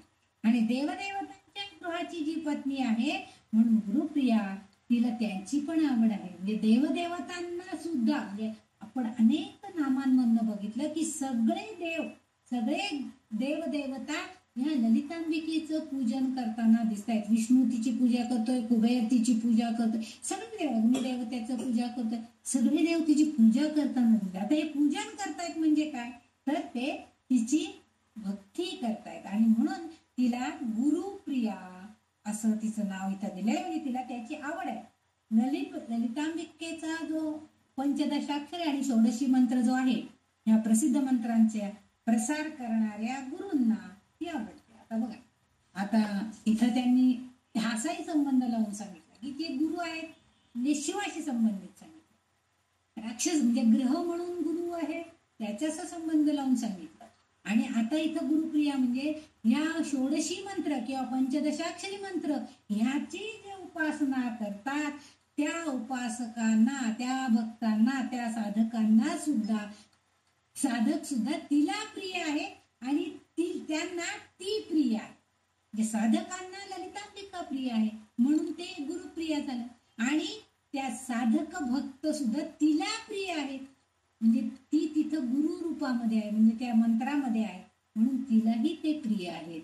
असा म्हणजे परस्पर संबंध तिथं आपल्याला असलेला दिसून येतो. म्हणजे त्या गुरूंना ती आवडते. या मंत्राचा प्रसार करणारे जे लोक आहेत, जे साधक भक्त आहेत, त्या साधकांना सुद्धा ती आवडते आहे, प्रिय आहे. असाही अर्थ गुरुप्रिया या शब्दाशी संबंधित आहे. म्हणून वाग्देवता सांगतायत की त्या षोडशी पंचदशाक्षरी मंत्र याचा प्रसार करणारे जे साधक आहेत ते तिला आवडतात. त्याचबरोबर शिव म्हणजे शिवशंकर म्हणजे पती याची ती आवडती पट्टराणी म्हणून, पत्नी म्हणून ती प्रिय आहे म्हणून ती गुरुप्रिय आहे. त्याचबरोबर गुरुग्रह, शुक्रग्रह हेही तिला आवडतात म्हणून सुद्धा ती गुरुप्रिय आहे. अशा 3 अर्थांनी वाग्देवींना इथं तिचा गुरुप्रिय हे नाव संबोधल्या. पुढे जो श्लोक आहे इथं आपण 139 नंबरचा श्लोक संपवला आहे. आता आपण 140 नंबरच्या श्लोकाकडे जाऊया. त्या श्लोकामध्ये 9 नाम होती आणि बराच अर्थ होता त्यामुळे बराच वेळ गेलाय. ठीक आहे, असू दे. पुढचा जो 140 नंबरचा श्लोक आहे तो म्हणजे स्वतंत्रा सर्वतंत्रेशी दक्षिणामूर्तिरूपिणी सनकादि समाराध्या शिवज्ञान प्रदायिनी. असं त्या 140 नंबरचा श्लोक आपण बघतोय. याच्यामध्ये सुद्धा 5-6 नावं आहेत. स्वतंत्रा पहिलं जे उल्लेख आल्या नामाचा तो आलेला आहे स्वतंत्रा. आता इथं स्व म्हणजे सर्वोच्च अधिकारी आणि तंत्र म्हणजे आपण जी सगळी 64 तंत्र 64 कला ज्या मानतो त्यांची अधिष्ठात्री देवता असं स्वतंत्रा असा तिचा उल्लेख एक अर्थ म्हणून अभिप्रेत आहे. म्हणजे सर्वोच्च अधिकारी असणाऱ्या सर्व प्रकारच्या 64 तंत्रांच्या कलांची अधिपती देवता आणि 64 तंत्रांचे मूर्त स्वरूप तिच्यामध्ये आहे म्हणून ही ललितांबिकेचा उल्लेख स्वतंत्रा या नावानं इथं केलेला दिसतोय. आता इथं कोणतंही तंत्र किंवा कोणतंही शास्त्र हे आपण आधी आवाहन करतो. आपण आवाहन केल्याशिवाय ते फलदायी होत नाही. म्हणून आपण कोणतेही पूजन अर्चन किंवा मोठमोठे यज्ञ या करतात त्यावेळेस न्यास आवाहन हे सगळं आधी करावं लागतं, तरच तो यज्ञ याग फलदायी होतो. तसं तंत्र या शब्दाचा अर्थ अवलंबित्व असा देखील आहे. तंत्र आपण म्हणतो ना, काय बाई त्यांच्या तंत्रानं, एखादी सासू फार काष्ट असेल, तुम्ही समजा बटाट्याची भाजी केली, नाही तिला मेथीची भाजी खायची असते सासूला, ती सासू ओरडते, हा बटाट्याची भाजी नको करू, आज मेथीची कर. ते तिच्या तंत्रानं करावं लागतं, म्हणजे तिच्यावर अवलंबून ती जे सांगेल ते करायचं. तिने सांगितलं आज देवाला जाऊन ये बघ, आज शिवरात्र आहे, तर ती सून देवाला जायला, म्हणजे दुसऱ्यावर अवलंबून. किंवा एखादी स्त्री नोकरी करत नसेल तर नवरा जर सांगितला हे घे 100 रुपये, आज शिवरात्र आहे किंवा आज अमुक एक संकष्टी आहे, जा गणपतीला जाऊन ये, म्हणजे त्याच्यावर अवलंबून, म्हणजे त्याच्या तंत्रानं, म्हणजे त्यांच्या मनाला इच्छित असेल त्यानुसार आपण वागायचंय, त्याला तंत्र असं आपण म्हणतो. अवलंबित्व असाही अर्थ तंत्र या शब्दामध्ये आहे. म्हणजे इथं जसं स्व मध्ये सर्वोच्च अधिकारी असं आपण म्हटलं, तंत्र म्हणजे 64 तंत्र म्हटले, तर तसं त्या तंत्र या शब्दाला असाही एक अर्थ अभिप्रेत असलेला दिसतोय. आणि असं अवलंबित्व, स्वतःच सर्वोच्च अधिकारित्व, दुसऱ्यावर अवलंबित्व हे तिच्याकडे नाहीये, कारण ती त्या सगळ्या कलांनी युक्तच आहे. हो, 64 कलांनी युक्त आहे. आपण मागच्या बरेच नावांमध्ये तो उल्लेख आलेला आहे 64 कलांचा, आणि म्हणून ती सर्वोच्च स्वतंत्र आहे असं म्हटलं जातं. इथं स्व याचा अर्थ समजा दुसऱ्या एका अर्थानं, जर दुसऱ्या प्रकारे जर आपण तो अर्थ बघायचा म्हटला तर स्व म्हणजे शिव आणि तंत्र म्हणजे शिवावर अवलंबून असणारी. म्हणजेच काय, तर स्व म्हणजे जर शिव आहे आणि तंत्र म्हणजे शिवावर अवलंबून आहे असं म्हटलं तर ते दोघं एकमेकावर परस्परावलंबी आहेत. शिव आणि शक्ती म्हणजे ललितांबिका आणि शिवज्ञान हे सगळं एकमेकावर अवलंबून असलेले तर परस्परावलंबी आहेत, तरच ते कोणतंही कार्य करू शकतात. कारण शक्ती देवते ती चेतना शिवाला मिळाल्याशिवाय कोणतेही कार्य करू शकत नाही. आणखी एक असाही अर्थ अभिप्रेत आहे की स्वतः आणि इतर. स्वतः आणि म्हणजे इतर, परब्रह्माची अबाधित शक्ती आहे. स्वतः आणि इतर. स्वतंत्र या शब्दाचे कोट त्यांनी स्वतः आणि इतरा असं 2 शब्दामध्ये केलं. स्व म्हणजे स्वतः, म्हणजे परब्रह्माची अबाधित शक्ती असणारी ती स्वतः, आणि ललितांबिका इतरा म्हणजे आता काय, तर शिवाची इच्छाशक्ती म्हणजे ती इतरा, असा आपण अर्थ त्यांनी एक अभिप्रेत केलेला आहे की स्वतंत्र आहे, म्हणजे ती स्वतःच्याकडं परब्रह्माची अबाधित शक्ती तिच्याकडं आहे आणि शिवाची इच्छाशक्ती पण तिच्याकडे आहे. म्हणजे शिवाला इच्छा आहे की या सगळ्या सृष्टीची निर्मिती करायची, सृष्टीचा संहार करायचा, ही सगळं शिवाची इच्छा आहे. पण त्यासाठी लागणारी जी अबाधित शक्ती जी आहे ती कोणाकडे आहे, तिच्याकडे आहे, ललितांबिकेकडे आहे. ती जेव्हा त्याला ती प्रदान करेल तेव्हाच तो शिव कार्य करू शकणार आहे. म्हणजे शिवाने इच्छाशक्ती देवीकडे हस्तांतरित केलं, म्हणजे ती ब्रह्मस्वरूप आहे, तिच्याकडे ब्रह्माचं प्रकाश रूप आहे. आणि ह्या ललितांबिकेकडं त्यांनी शिवानी काय केलेली, इच्छाशक्ती प्रदर्शित केलेली आहे. प्रकाशामध्ये, तिच्या प्रकाशामध्ये त्याची इच्छाशक्ती दिसलेली आहे. म्हणून त्या शक्ती देवतेला जेव्हा ती इच्छाशक्ती दिसली तेव्हा ती शक्ती देविकेकडे हस्तांतरित केली जाते. आणि हस्तांतरित ऊर्जेला स्वतंत्र शक्ती असे म्हणतात. म्हणजे तिथं प्रत्यक्ष शिव कार्य करतोय असं काही दिसणार नाही, प्रत्यक्ष फक्त आपली ललितांबिकाच कार्य करते असं दिसतंय. आणि म्हणून तिथं तिला स्वतंत्रा अशा नावाचा पण उल्लेख.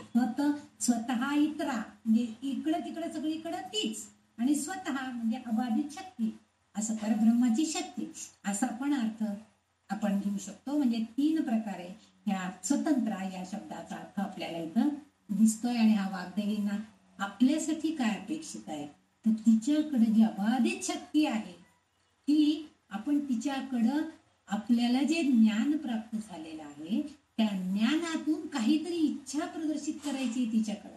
आणि तिच्याकडे जेव्हा आपण इच्छा प्रदर्शित करू तेव्हा त्या इच्छे स्वरूप, म्हणजे त्या इच्छेनुसार आपल्याला ती शक्ती प्रदान करते आणि मग आपल्याकडनं कार्य घडवून आणते.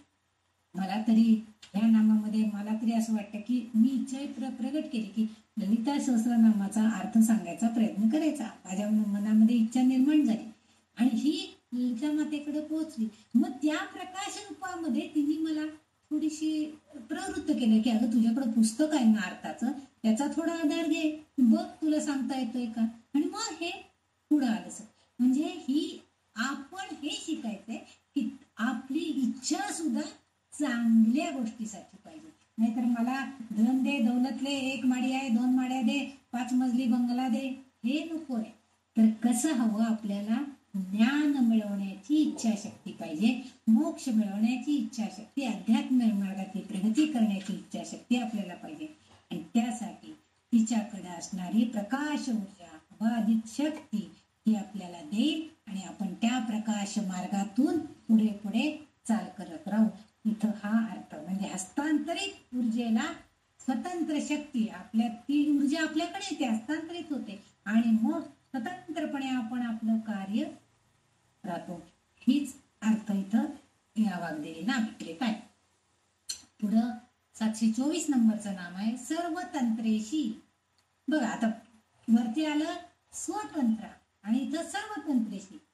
आता सर्वतंत्रेशी म्हणजे सर्व तंत्र असणारी ईश्वरी शक्ती. त्या स्वतंत्रेशी, सर्वतंत्रेशी असा जो शब्द आहे त्याची फोड केली तर सर्व, तंत्र आणि ईश्वरी शक्ती असे 3 शब्द त्याच्यामध्ये दिसतात. ही सर्व आपल्याला वरच्या नावामध्ये तेच सांगितलं की सर्व तंत्रांची अधिष्ठात्री देवता आहे आणि यावरच्या नावाचा आणखी थोडासा विस्तार या नावामध्ये झालेला दिसतोय की सर्व तंत्रांची स्वरूपिणी ते आहे. म्हणजे बघा एखाद्या सुताराने घडवलेल्या, त्यांनी निर्माण केलेल्या एखाद्या सुंदर शिल्पाकृतीमध्ये सुद्धा तीच आहे. म्हणजे त्या तंत्राची स्वरूपिणी तीच आहे. कारण तिच्या हातातनं, तिच्या योगानं, तिच्या तंत्रकलेनं ती त्या म्हणजे शिल्पकलाच्या त्या कारागिराकडनं स्वतंत्र छान अशी मूर्ती घडवून आणते. म्हणजे ती स्वरूप त्याला देते, त्या स्वरूपामध्ये ती तिथं आहे.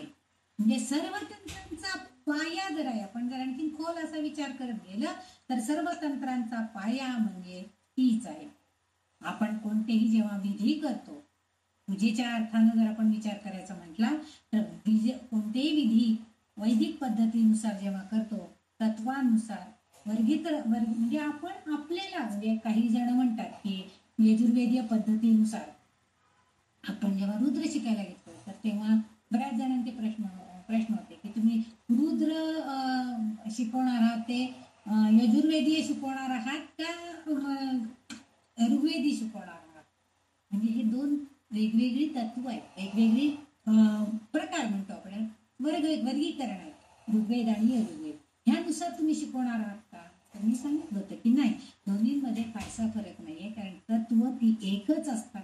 थोडासा विधींमध्ये फरक असतो आणि तो त्या जे पौरात्य करणारे गुरु जे असतात किंवा जे ज्ञान असणारे गुरु असतात त्यांच्याकडनं ते व्यवस्थितपणे पार केले जातात. आणि म्हणून त्या वैदिक पद्धतीनुसार वर्गीकृत आपण करतो, त्यांना वर्गीकरण करतो त्याचं, आणि त्यानुसार ते तंत्र आपण वापरतो. आणि तिथं ही ईश्वरी शक्तीच आहे. म्हणजे कोण आहे ती शेवटी, ललितांबिका. म्हणून तिला सर्व तंत्रेशी म्हणजे सर्व विधीनुसार, परंपरेनुसार असणाऱ्या, वैदिक पद्धतीनुसार असणाऱ्या, सर्व कार्य करणाऱ्या अशी ही ईश्वरी शक्ती ही जी आहे ती सर्व तंत्र जाणणारी अशी ईश्वरी शक्ती म्हणजेच ललितांबिका असा इथं अर्थ आपल्याला दिसतो. पुढचं जे नाव आहे ते म्हणजे 725 नंबरचं नाव आलेलं आहे. आता दक्षिणामूर्ती रूपिणी. दक्षिणामूर्ती रूपिणी म्हणजे दक्षिणामूर्ती. आपल्या स्तोत्रांमध्ये सुद्धा दक्षिणामूर्ती स्तोत्र असं काहीतरी एक स्तोत्र आहे का, काहीतरी एक आहे जे मी मागे एकदा वाचलो. तर दक्षिणामूर्ती म्हणजे रूपात सागर असणारी, म्हणजे स्वरूपामध्ये साकार असणारी, मूर्त स्वरूपामध्ये तीच, म्हणजे तिला दक्षिणामूर्ती असं नाव दिलेलं आहे. दक्षिणामूर्तीच्या रूपात ती आहे. ती शिवाचे गुरुरूप म्हणून तिचं इथं उल्लेख केले गेलेला आहे. शिव दक्षिणेकडे तोंड करून बसतात म्हणून त्यांना दक्षिणामूर्ती रूप असं म्हणतात. जे शिवशंकर जे आहेत ते दक्षिणेकडे तोंड करून बसलेले असतात आणि म्हणून त्यांना दक्षिणामूर्ती, दक्षिण दिशेला तोंड करून, दक्षिण दिशेला ज्यांचं मुख आहे असे त्यांना दक्षिणामूर्ती असं या रूपामध्ये आहे. आणि इथं ती शिवाचे गुरुरूप आहे. जे शिवा एके वेळेला शिवा तिचे गुरु झालेले आहे, जे शिवशंकर तिचे गुरु आहेत, पती हाच गुरु आहे, पण इथं मात्र ती शिवाचा गुरु झालेली दिसते. दक्षिणामूर्ती रूपामध्ये जेव्हा शंकर आहेत, शिव आहे, त्यावेळेस ती त्यांची गुरुरूप आहे. येथे तिने 16 वर्षाच्या दक्षिणामूर्तीचे म्हणजे फक्त 16 वर्षाचे रूप धारण केलेले आहे आणि जीवाचे गुरुरूप धारण केले. म्हणजे शिवा जेव्हा अज्ञान अंधकारामध्ये थोडस होते, तर त्यावेळेस 16 वर्षाच्या बालिकेचं किंवा 16 वर्षाच्या गुरुचं रूप घेऊन त्यांनी ते दक्षिणामूर्ती असणाऱ्या त्या शिवाला ज्ञान देण्याचा प्रयत्न केलेला आहे. शिवाचे गुरुरूप धारण केलेले आहे.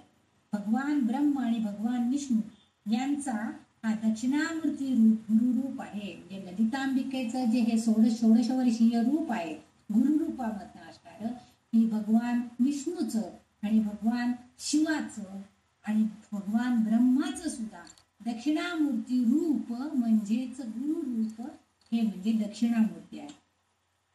महान रमण महर्षी हे दक्षिणामूर्तींचे वर्णन करताना म्हणतात, ज्ञानाचा निराकार शिक्षक आहे. ते म्हणतात ज्ञान गुरुरूप जो आहे दक्षिणामूर्ती रूप म्हणजे काय, तर ज्ञानाचा निराकार रूप, त्याला आकार नसणारं असं रूप आहे. आकार नाही तर निराकार, आकार नसणारं रूप आहे, पण गुरुरूप आहे, कारण त्यांच्याकडं गुरु तत्व आहे, ज्ञान देण्याची शक्ती आहे, ती ही ललितांबिका आहे. दक्षिणामूर्ती हे शिवाचे एकमेव रूप असे आहे. शिवाच्या पत्नीने आत्मअग्नीने स्वतःला जाळल्यानंतर, हे बघा, स्वतःच अग्नी प्रज्वलित करून स्वतःच त्याच्यात ती भस्म झाली आणि त्यानंतर तिनं त्या अग्नीतून पुन्हा स्वतःला जाळल्यानंतर आत्मअग्नीनं तिनं स्वतःला जाळून घेतलेलं आहे आणि नंतर तिने दक्षिणामूर्ती रूप धारण केलं.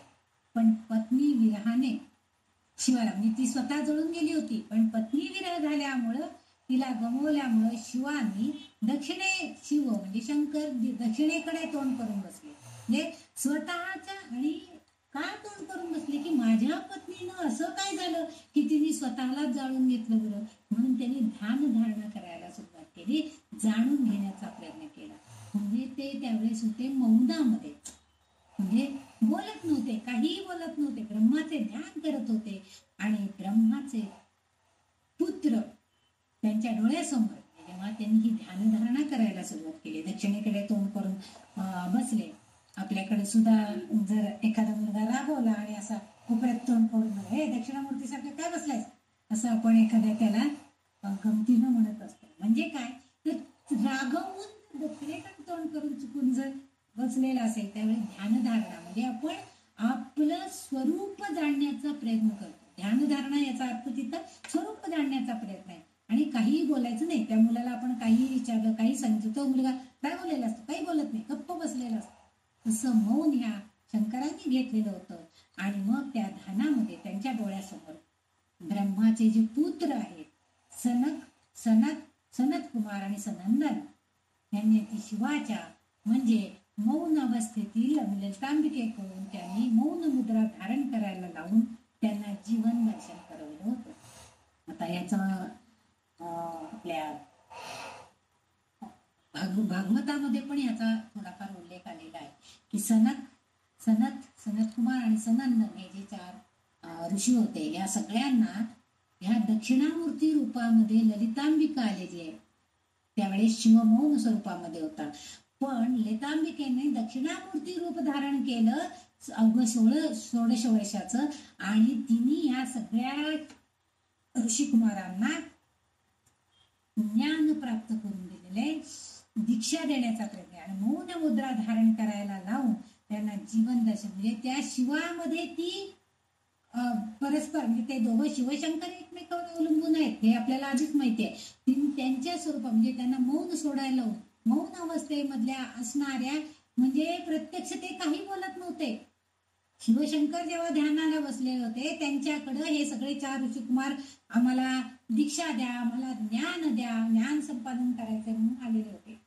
म्हणजे प्रत्यक्षामध्ये हे सनत कुमार जे होते हे वयानं जास्त होते आणि शिव जे आहे ते फक्त 16 वर्षाचे दिसत होते. शिवाच्या रूपामध्ये असणारी ललितांबिका ही अवघी 16 वर्षाची म्हणजे कोवळं वय असणार असा तो तरुण दिसत होता. आणि मौन मुद्रा म्हणजे काहीही न बोलता सुद्धा केवळ नुसत्या आपल्या नजरेनं त्यांनी या सगळ्यांना ज्ञान प्रदान केलेलं आहे. सनकादिक आणि सनत कुमार सनंदन यांना सगळ्यांना त्यांनी ज्ञान प्रदान केलेलं आहे. म्हणजे मौन मुद्रा त्यांना धारण करायला लावून जीवन दर्शन करवलं. तर्जनी आणि अंगठा ही 2 बोटे एकत्र येणे, आपल्या बघा आपले बोट जे आहेत त्याच्यातला अंगठा आणि तर्जनी म्हणजे मध्यमेजवळचं बोट अंगठ्याजवळचं बोट हे दोन्ही जर एकत्र केलं तर ही जी अशी अवस्था असते, आपण असं बसतो ध्यानाला, अंगठा आणि तर्जनी मिळवतो आणि मांडीवरती असे हात ठेवून आपण ध्यानाला बसतात लोक. तर ही मौन मुद्रा जी आहे ही एकत्र येणं म्हणजे अंगठा आणि तर्जनी एकत्र येणं म्हणजेच जीव आणि ब्रह्म यांचे मिलन आहे. आणि याद्वारे आत्मसाक्षात्काराचे तत्व देखील सांगितले आहेत. म्हणजे त्या दक्षिणामूर्ती रूपामध्ये येऊन ललितांबिकेनं मौनानं नुसतं ध्यान मुद्रेतून ह्या 4ही ऋषींना तत्वज्ञान म्हणजे बघा त्यावेळेस त्याची एक आख्यायिका सुद्धा काहीतरी आहे की मला वाटतं पुढं आहे वाटतं पुढं कुठल्या तरी एका श्लोकाच्या अर्थामध्ये ते येणार आहे मोठे. तर त्यावेळेस त्या झाडाखाली दक्षिणामूर्तीचं जे स्तोत्र आहे त्याच्यामध्ये झाडाखाली ते गुरु म्हणजे शिव प्रत्यक्ष ध्यानाला बसलेले आहेत आणि ते अतिशय तरुण आहेत आणि त्यांच्याकडं ज्ञान मागायला आलेले जे शिष्य म्हणून आहेत ते शिष्य कसे आहेत, ते सगळे वृद्ध आहेत. सहसा कसं असतं, गुरु मोठा असतो म्हणजे तो वृद्ध असतो आणि शिष्य सगळे लहान असतात. पण इथं बरोबर उलट रूप आपल्याला बघायला मिळालेले. गुरु जो आहे तो तरुण आहे आणि शिष्य जे आहेत ते सगळे वृद्ध स्वरूपामध्ये आहे. आणि असं असताना सुद्धा केवळ मौनात्मक त्यांनी सगळ्या या 4ही ऋषिकुमारांना ज्ञान प्रदान केलेलं आहे. आणि म्हणून इथं तिचं नाव दक्षिणामूर्ती रूपिणी म्हणजे ह्या रूपामध्ये तिने त्या शिवामध्ये आत प्रगटीकरण झालेलं होतं, शिवामध्ये ती निलीन झालेलं होतं आणि त्याद्वारे ध्यानस्थावस्थेमध्ये मौन मुद्रेमध्ये तिने हे सगळं ज्ञान त्यांना दिलेलं आहे. म्हणून या वाग्देवींनी तिचं दक्षिणामूर्ती रूपिणी असं म्हणजे गुप्त रूप आहे, शिवाचं गुप्त रूप आहे. शिव तिथं दिसणारच नाही आपल्याला. शिव पण ती त्या 16 वर्षीय रूपामध्ये शिवाच्या रूपामध्ये आहे आणि ध्यान मुद्रेमध्ये मौन मुद्रेमध्ये आहे आणि तिने हे ज्ञान प्रदान केलेलं आहे असं इथं सांगितलेलं आहे. म्हणजे याद्वारे आपल्याला आत्मसाक्षात्कार होतो. हे सगळं तत्व त्यांनी मौनानं सांगितले. बघा त्या ऋषिकुमारांची पण ताकद किती असेल ते समजून घेण्याची. आणि मौनाने सांगितलं, नुसतं मौन मुद्रा करू म्हणजे ह्या अंतरीचं त्या अंतरी जाणं हे जे आहे हे यांच्या सगळ्यांचा योग होणं. नितीनं त्यांनी मौनानं आपल्या धारणेत ना त्या सगळ्या ऋषिकुमारांना सांगितलं की अशा प्रकारे तुम्ही हे ज्ञान संपादन करू शकता, आत्मसाक्षात्कार करून घेऊ शकता, ब्रह्माला जाणू शकता, आत्म्याचं ध्यान करायचं कसं ते त्यांना शिकवलेलं आहे. आणि त्याला सगळ्याला शक्ती आहे ती आमच्या ललितांबिकेची. म्हणून तिचं नाव दक्षिणामूर्ती रूपिणी असं आलेलं आहे. पुढचं जे आहे ते 726 नंबरचा श्लोक आहे तो सनकादिक समाराध्या. तर सनकादी समाराध्या सनक वरच्या श्लोकामध्ये सनक ऋषींचा उल्लेख आलेला आहे. आणि सनक ऋषी जे आहेत सनकादी ऋषी जे आहेत त्यांनी तिची आराधना केली, समाराध्या तिची आराधना केलेली आहे. असं सनत कुमार आणि सनात हे 4 महान ऋषी आहेत ज्यांच्या आधाराने त्यांना दक्षिणामूर्तींनी दीक्षा दिली आणि ज्याच्या आधाराने शंकराचार्यांच्या दक्षिणामूर्ती ध्यान जे आहे दक्षिणामूर्ती ध्यान म्हणून त्यांनी जे लिहिलेलं आहे शंकराचार्यांनी त्याच्यामध्ये असं वर्णन केलं आहे की असं एक आश्चर्यकारक दृश्य दिसतंय की वडाच्या झाडाखाली बसलेले आहेत आणि वडाच्या झाडाखाली गुरु पण बसलेले आहेत. तो जो गुरु आहेत ते अतिशय तरुण आहेत आणि शिष्य आहेत ते वृद्ध आहेत. मी आता जे तुम्हाला मगाशी सांगितलं तोच अर्थ आहे. आणि वडाचं झाड म्हणजे काय, आता इथं वडाच्या झाडाखाली असा मुद्दा उल्लेख का बरं केला असावा? तर वडाचं झाड हे आपण असं बी लावून उगवलेलं कधी बघितलंय का? नाही. सूक्ष्म रूपानं कुठंतरी म्हणे काकविष्टेतनं ते कुठंतरी बी पडतं म्हणे आणि त्याच्यातनं ते झाड उगवतं असं म्हणतात. आपण तर काय अजून ते झाड कसं उगवलं ते कधीही बघितलेलं कोणीही नाही. पण हे वडाचं झाड जे ते आहे ते म्हणजे सूक्ष्म बीजापासून, अतिशय सूक्ष्म बीजापासून झाड निर्माण होतं आणि झाडाच्या म्हणजे मोठं प्रचंड वृक्ष होतं आणि त्या वृक्षाच्या मुळ्या पुन्हा त्यापासून झाड निर्माण होतं. हे वडाचं वैशिष्ट्य आहे. बाकीच्या झाडांना अशा पारंब्या आल्यात, पुन्हा जमिनीत गेल्यात, पुन्हा झाड आले, असं कधी कुठल्या झाडाचे आपण बघत नाही. पण वडाच्या झाडाच्या बाबतीमध्ये मात्र हे आपण बघतो. आणि म्हणून इथं त्यांनी वडाच्या झाडाखाली तो दक्षिणामूर्ती ध्यान मंत्रामध्ये शंकराचार्यांनी वर्णन केले की त्या ध्यानामध्ये ललितांबिका गुरु या स्वरूपामध्ये आहे, तरुण गुरु आणि वृद्ध असे हे सगळे सनत कुमार आणि हे सगळेजण शिष्य बसलेले. म्हणजे आश्चर्यकारक असं हे दृश्य आपल्याला तिथे बघायला मिळतं. आता हे प्रगटीकरण, जगातील प्रगटीकरण आहे, प्रचंड झाडाचे जगातील प्रगटीकरण आहे. म्हणजे सूक्ष्मातून स्थूलाकडे जाणार. सूक्ष्म अशा वडाच्या एका बीजाकडून स्थूल असं वडाचं झाड निर्माण, मोठं वडाचं प्रचंड वडाचं झाड निर्माण होतं. स्थूलाकडून सूक्ष्माकडे जाणं म्हणजे प्रगटीकरण. जगातील प्रगटीकरण म्हणजे कसं आहे तर सूक्ष्मातून स्थूलाकडे म्हणजे प्रतिकात्मक रूपानं त्यांनी हे सांगितलेलं आहे. वडाच्या झाडाखालीच का ते गुरु होते तर त्या झाडाचं जसं बीजाचं प्रचंड वृक्ष होतो तसं एक ज्ञानाचा कण जरी तुम्हाला चांगल्या प्रकारे तुम्ही आत्मसात केलेला असेल तर त्या कणाचं, त्या ज्ञान कणाचा प्रचंड ज्ञान वृक्ष व्हायला सुद्धा वेळ लागणार नाहीये जेव्हा तुमची साधना चांगली असेल तेव्हा. असा त्याचा थोडासा अर्थ त्या वडाच्या वृक्षाचा आहे. म्हणजे प्रतिकात्मक असं प्रकटीकरण त्या वडाच्या वृक्षाचं दिसते आपल्याला. आता इथं मुद्दाम उल्लेख केलेला आहे ते म्हणजे गुरुचं मौन. मौन नंबरच्या नामामध्ये पण आपण बघितले की ते मौन ध्यान धारणा म्हणजे मौनात होते. ते ध्यान धारणा करताना गप्प मूक स्वरूपामध्ये करत होते. म्हणजे हे जे मौन हेच त्यांचं व्याख्यान आहे. आणि शिष्यांच्या मनामध्ये ज्ञानाविषयाच्या सर्व शंका, सर्व संशय त्यांचे आपोआप निरसन होते. म्हणजे कृतीतून आपल्या मौनामधनं ध्यान धारणेतनं त्या शिष्यांच्या मनातील आशंका आपोआप निरसन होऊन जात होत्या. आपण बघतो बघा, आपण कधीतरी असे चर्चा करत असतो, आपल्या मनात शंका आलेली असती आणि नेमकं आपण काहीतरी कुणाच्या तरी तोंडून त्या दिवशी तेच आपल्याला ऐकायला मिळतं आणि आपली शंका निरसन होऊन जाती आपोआप. म्हणजे आपल्याला ती ज्ञान लालसा, त्या ज्ञानाची लालसा, ती इच्छा निर्माण झालेली असते की मला ह्याचा अर्थ कळायला पाहिजे. का बरं असं आहे? आपल्या मनामध्ये तसा प्रश्न येतो की गुरु तरुण आहे आणि शिष्य म्हातारे, असं का बरं? ही ज्ञान लालसा जेव्हा आपल्या मनामध्ये निर्माण होती तेव्हा त्याचं उत्तर म्हणून त्यांनी हे सगळं सांगितलंय की बीजाचं प्रकटीकरण प्रचंड अशा वडाच्या वृक्षामध्ये होतं. तसं ज्ञानाचा बीजकण जर आपल्या शरीरामध्ये, आपल्या मनामध्ये, आपल्या बुद्धीमध्ये असेल तर त्या आपोआपच त्याचा ज्ञानाचा वृक्ष व्हायला सुद्धा वेळ लागणार आहे. शिष्यांच्या मनामध्ये ज्ञानाविषयाच्या सर्व शंका, आशंका, संशय सगळे आपोआप निघून जातात. हे दक्षिणामूर्ती रूप हे ओंकार रूप, शुद्ध ज्ञान स्वरूप, अत्यंत विशुद्ध स्वरूप आणि अतिशय शांत स्वरूप आहे. आणि म्हणून अशा दक्षिणामूर्तींना हे शिष्य लोक नमस्कार करतात. त्यांच्या दक्षिणामूर्ती ध्यानामध्ये त्यांनी अशा दक्षिणामूर्तींना माझा नमस्कार असो. त्यांच्या स्वरूपाचं पण दक्षिणामूर्ती रूप कसं आहे, दक्षिणामूर्त स्वरूपिणी म्हटलेले आहे मागच्या नामामध्ये. इथं त्यांनी हे सनकादिकांची आराधिका आहे, समाराध्य आहे, त्याच्या आराध्य दैवत आहे ती दक्षिणामूर्ती रूप आहे. मग तेव्हा त्यांनी असं सांगतायत की दक्षिणामूर्ती रूप हे कसं आहे, ओंकार रूप आहे, शुद्ध ज्ञानाचं स्वरूप आहे, अत्यंत विशुद्ध, त्याच्यामध्ये कोणताही भेळ मिसळ असं काही, अत्यंत शुद्ध ज्ञानाचं स्वरूप असणारे आहे. त्याशिवाय शांत स्वरूपामध्ये आहे. मौन मुद्रा आहे म्हणजे शांत स्वरूप आहे. मनामध्ये कोणतेही हलकल्लोळ नाही, कोणत्याही विचारांचा कल्लोळ नाही, शांत स्वरूपामध्ये मौनामध्ये ते शिवस्वरूप बसलेले आहेत वडाच्या झाडाखाली.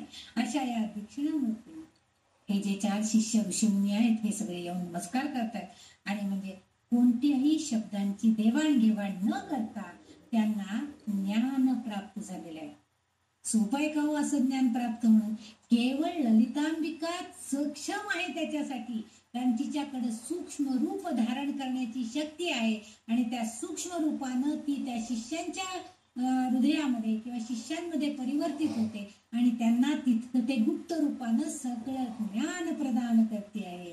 आणि म्हणून तिला दक्षिणामूर्ती रूप असं म्हटलेलं आहे. आणि इथं या सगळ्या ऋषीमुनींची ती आराध्यका आहे, आराध्य देवता याचा उल्लेख आलेला आहे. आणि हे सगळे ललितांबिकेचे भान भक्त झालेले आहेत, म्हणूनच त्यांनी सनकादिक समाराध्या असा त्यांचा उल्लेख आलेला आहे. ते त्या सगळेजण मिळून या ललितांबिकेचं आराध्य देवता म्हणून पूजन अर्चन करतायत असा उल्लेख वाग्देवींनी इथं केलेला आहे. केवळ तिच्या सूक्ष्मातून स्थूलाकडे जाण्याची जी तिची स्वरूप आहे, तिची जी शक्ती आहे, त्यामुळेच हे केवळ साध्य झालेलं आहे. आणि या ऋषींना तिची ही कृपादृष्टी प्राप्त झालेली आहे. म्हणून इथं सनकादी समाराध्या असा उल्लेख वाग्देवी करताना दिसत आहे. पुढचं जे नाव आहे ते नाव आहे शिवज्ञान प्रदायिनी. आता शिवज्ञान प्रदायिनी, आता इथं पण आपल्याला बरंच मी मगाशी सांगितलं की शिवज्ञान देतो तिला असा उल्लेख आहे. तिने शिवाच्या स्वरूपाचे परमोच्च ज्ञान दिले. शिवाच्या स्वरूपाचे म्हणजे तिनं त्या शिवाला इतकं परब्रह्म स्वरूपिणी ती असल्यामुळं तिने त्या शिवाला परमोच्च ज्ञान प्रदान करून म्हणजे आपल्या पतीला सुद्धा तिने ज्ञान दिलेलं आहे. तुम्ही जर ती मल्हारी मार्तंड ही जी सिरियल एकदा लागत होती बघा टीव्ही वरती, त्या सिरियलमध्ये त्यांनी असं दाखवलं होतं की पार्वती जी आहे म्हणजे हंसा, तर तिला यांनी मार्तंड भैरवांनी तिला सगळं ज्ञान प्रदान केलं. फक्त गुहेमध्ये नेऊन तिला आराधना तप करायला लावून तिला सगळं ज्ञान प्रदान करायला करून दिलेलं. इथं बरोबर उलट झालेलं. तिने त्यांना सगळं ज्ञान आत्ताच्या मागच्या ज्या रूपामध्ये दक्षिणामूर्ती रूपामध्ये म्हणजे मौन रूपामध्ये ते शिवच मौन रूपामध्ये आहेत, पण ती त्यांच्यामध्ये सूक्ष्म रूपानं आहे आणि ती त्यांना सगळं ज्ञान शिवाला पण प्रदान करते. आणि शिवाकडे ज्ञान घ्यायला आलेले जे हे 4 सनकादिक वगैरे जे ऋषीमुनी आहेत त्यांना पण ती प्रदान करते. म्हणून इथं शिव ज्ञान प्रदान, शिवाला ज्ञान देणारी अशी ती आहे असा त्याचा उल्लेख. म्हणजे ह्या शब्दाचा अर्थ जर आपण विचारात घेतला तर शिवज्ञान प्रदानी, शिवाला ज्ञान प्रदान करणारी अशी ती म्हणजे ती ललिता. शिवज्ञान म्हणजे काय? शिवज्ञान म्हणजे ब्रह्माचे ज्ञान, त्यालाच परमज्ञान असं सुद्धा आपण म्हणतो. म्हणजे जे प्रदायिनी म्हणजे देणारी, परमज्ञान देणारी शक्ती देवता म्हणजे ही ललितांबिका देवी. आता शिवाला जर आपल्याला जाणून घ्यायचं असेल तर प्रथम त्याच्यामध्ये जी शक्ती सामावलेली आहे ती जाणून घ्यायला पाहिजे. आणि आता त्याच्यामध्ये असणारी शक्ती जाणून घ्यायची म्हणजे काय करायचंय हो, तर ती शक्ती म्हणजेच आमची ही ललितांबिका, हिलाच जाणून घेण्याचा त्याच्यामध्ये तीच सामावलेली आहे. त्या दोघांचं जेव्हा मिलन होईल तेव्हा ते दोघं कार्यान्वित होतं. आणि म्हणून तिला जाणून घेण्याचा प्रयत्न करायचा आहे. कारण का तर ती साम्राज्ञी आहे, जगन्माता आहे. ती आपल्याला सगळ्या भक्तांना शिवाकडे नेण्यास सक्षम बनवते.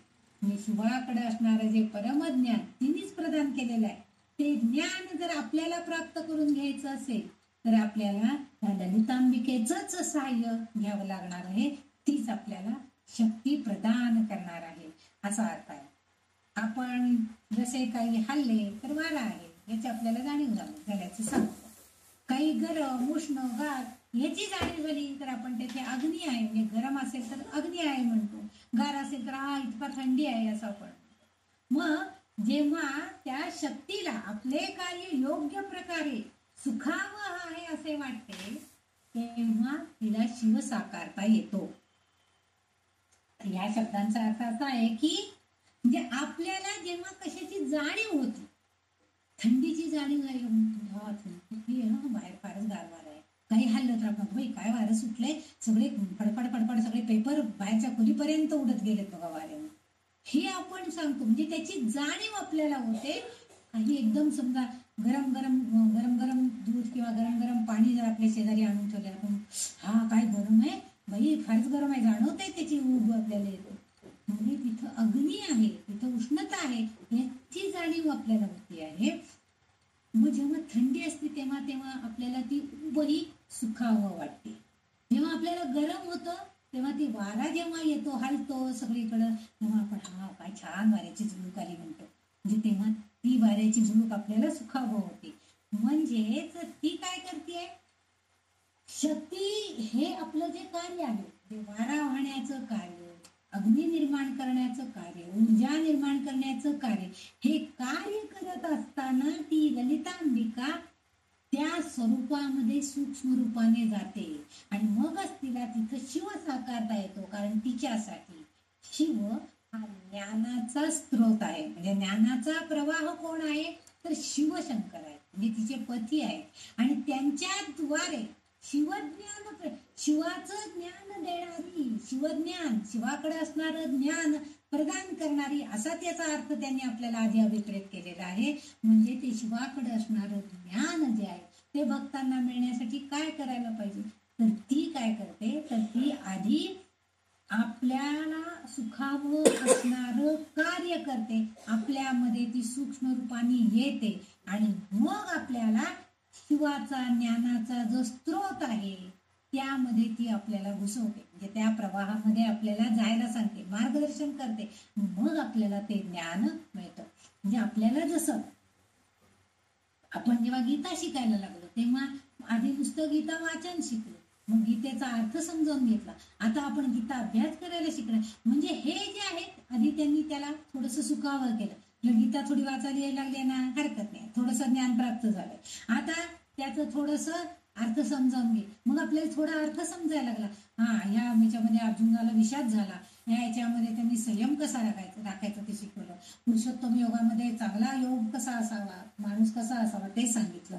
8व्या अध्यायामध्ये त्यांनी सांगितलं की मृत्यूनंतर तुम्हाला कसा चांगली गती मिळेल हे सांग. म्हणजे हे जे सगळं आहे 18व्या अध्यायामध्ये मोक्ष म्हणजे हे सगळे योग आपल्याला सांगितले, अर्थ समजावून सांगितलं. आपण हळूहळू म्हणजे सूक्ष्म रूपानं ती त्याच्यामध्ये गेली आणि ती आपल्यामध्ये सुद्धा प्रदान केलं तिने आपल्याला ती शक्ती.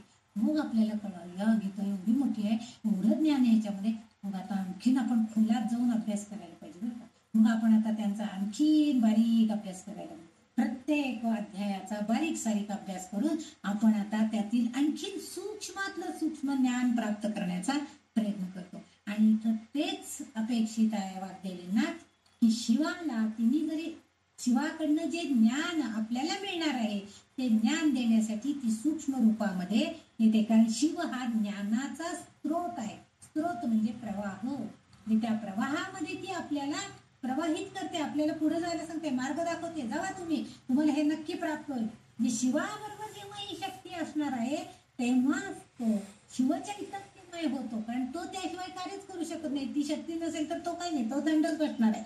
शिवाला आपलं ज्ञान देताच येणार नाही. पण शक्ती त्याच्याबरोबर आली, चैतन्यता त्याच्याबरोबर आली, चेतना शक्ती त्याच्यात आली की तो आपोआपच ती ऊर्जा प्रसारित होते आणि आपोआपच ते ज्ञान आपल्यापर्यंत येतं. ती क्रिया कृती आपल्याकडून घडून येतात. मग आपण पुस्तक उघडतो, त्याचा अर्थ बघतो, ते PDF उघडतो, तो अर्थ वाचतो, प्रश्न बघतो, त्याची उत्तर शोधतो. हे सगळं पुढचं घडून येतं केव्हा, जेव्हा ही चैतन्यमय शक्ती शिव चैतन्य जागृत होतं शक्ती सहित, तेव्हाच म्हणजे ते शुद्ध इच्छाशक्ती सह, म्हणजे जेव्हा शुद्ध ज्ञान इच्छाशक्ती सह कार्यान्वित होईल म्हणजेच तेव्हाच फक्त कुठलीही कृती घडून येते. म्हणजे सार्वभौम कृती आपण करू शकतो केव्हा, शिव जेव्हा चैतन्य शक्ती बरोबर आहे तेव्हा. जर आपण शक्ती म्हणजे ललिता माता, शिवसूत्रामध्ये असंच सांगितलेलं आहे की जर आपण शक्ती म्हणजे ललिता माता असं जर समजलं तर तिचं ध्यान केले तर विश्व संपूर्णपणे शिवव्याप्त स्वयंप्रकाशित दिसतो आणि तेथे शिव प्रगट होते. म्हणजे त्याला शक्तीची जाणीव, पण शिव माहिती होण्यासाठी शक्तीची जाणीव, शक्तीची चेतना तिथं व्हायला पाहिजे, चैतन्य तिथं यायला पाहिजे, तरच आपल्याला शिवाची जाणीव होते. म्हणजे शिवाची जाणीव झाल्याशिवाय शिवाची प्राप्ती होऊ शकत नाही. आणि तीच आपल्याला सहजपणे शिवापर्यंत, तिची जी शक्ती असली, तिची चेतना असेल तर आपण त्याच्यापर्यंत सहजपणे पूर्णपणे जातो, त्या शिवापर्यंत जातो, म्हणजे ते ज्ञान आपण प्राप्त करून घेऊ शकतो. अर्थात ही गोष्ट अतिशय दुर्गम आहे, अवघड आहे. पण जेव्हा तो भक्तगण किंवा तो साधक यांना ही ललितांबिका आपल्यात असलेलं सर्वोच्च ज्ञान, म्हणजे सूक्ष्म रूपामध्ये असणारं शिवाकडचं ज्ञान ती जेव्हा आपल्याला प्रदान करेल, म्हणजे इथं मागच्या ह्याच्यामध्ये तसं मौन रूपामध्ये तिने ते सगळं त्यांना शिष्यांना प्रदान केलं, तसं आपल्यासारख्या साधकांना ती सूक्ष्म रूपानं जेव्हा प्रदान करेल, तेव्हा तो शिवज्ञान प्राप्त झालेला साधक काय होतोय, तर स्वतः शिव बनतो. म्हणजे हे सांधणे साधकाला ही शक्ती ललितामाच प्राप्त करून देते. म्हणजे हे जे सांधणं आहे शिवाशी आपल्या साधकाचं एकमेकाशी सांधणं जे जे जे काम आहे, त्यांना जोडण्याचं जे काम आहे ती ललिता माता करते आहे. ते जेव्हा होईल तेव्हा आपोआपच परमज्ञान शिवज्ञान आपल्याला होतं. आणि ही तिची कृपा, तिची कृपा झाल्याशिवाय आपल्याला हे ज्ञान प्राप्त होऊ शकत नाही. आणि ही शक्ती ती आपल्याला प्रदान करणार आहे. आणि म्हणून आपण तिची उपासना, तिची भक्ती ही आपल्या अंतरात्म्यामध्ये आहे याची जाणीव सतत ठेवणं, तिची उपासना करणं हे सतत गरजेचं आहे. म्हणून इथं वाग्देवी आपल्याला सांगत आहेत की ती शिवज्ञान प्रदायिनी आहे. शिवाकडे असणारं सर्वोच्च ज्ञान जे आहे ते ज्ञान देण्यासाठी ही सर्वोच्च माता आपल्या साधकांना सहाय्यकारी होणार आहे, ती शक्ती प्रदान करणार आहे. म्हणून त्यांचा त्या ललितांबिकेचा उल्लेख शिवज्ञान प्रदायिनी असा उल्लेख इथं केला गेलेला आहे. थोड्याशा काही नामांमधला अर्थ थोडासा क्लिष्ट असल्यासारखा आहे, पण आपण समजून घ्यायचं की तिची उपासना केल्यावरती ती आपल्याला नक्कीच ही सगळी शक्ती प्रदान करणार आहे. आणि आपण पण शिवज्ञान प्राप्त करून परमज्ञान ब्रह्माला जाणून घेण्याचं ज्ञान आपल्यालाही नक्की मिळणार आहे. आपण त्या मार्गाकडे हळूहळू जाणार आहोत. त्यासाठी आपले नक्कीच सगळ्यांचे प्रयत्न आहेत आणि ती आपल्याला नक्कीच ती शक्ती देणार अशी आपण सगळ्यांनी खात्री बाळगूया. तिची उपासना करण्यासाठी जास्तीत जास्त आपण प्रयत्न करूया. आज आपण या श्लोकाचे हे जे शिवज्ञान प्रदायिनी 727 नंबरचा श्लोक, तर आपण इथेच थांबणार आहोत. आणि आतापर्यंत झालेल्या श्लोकांचा मला जो अर्थ समजला थोडाफार त्या मी सांगण्याचा प्रयत्न केलेला आहे. जे काय बरोबर असेल ते माझं नाही, बरोबर आहे ते सगळं तिचं आहे. तिने जे काय सांगितलं तिच्या इच्छेनुसार मी सांगण्याचा प्रयत्न. जर काही चुकलं असेल तर ते माझं आहे, कारण मी काही वाचन करू शकले नसेल, ज्ञान मलाही मिळालं नसेल. त्यामुळे मी तुम्हाला थोडंफार जे सांगण्याचा प्रयत्न केला ती त्या ललितांबिकेचीच कृपा आहे. तिने अशीच कृपा सदैव आपल्या सगळ्यांवर. आणि आपण इतकं शांतपणाने ऐकून घेता की मला पण हे संपवायचं म्हणजे सुद्धा एकदा मला असं वाटतं नको आणखी थोडं सांगावं मला असं वाटत राहतं. पण वेळ काळ याचं सगळ्याचं बंधन आपल्याला आहे. आणि त्यामुळे आपण आज इथंच थांबणार आहोत. आणि त्या ललितांबिकेकडे प्रार्थना करते की आम्हाला असंच उत्तरोत्तर सगळं ज्ञान प्राप्त करण्याची शक्ती तू प्रदान कर. आणि त्या ललितांबिकेचा, जगदंबेचा, भगवती मातेचा जय जयकार करूया. जय जगदंब, जय भगवती. आणि आज हेच विराम.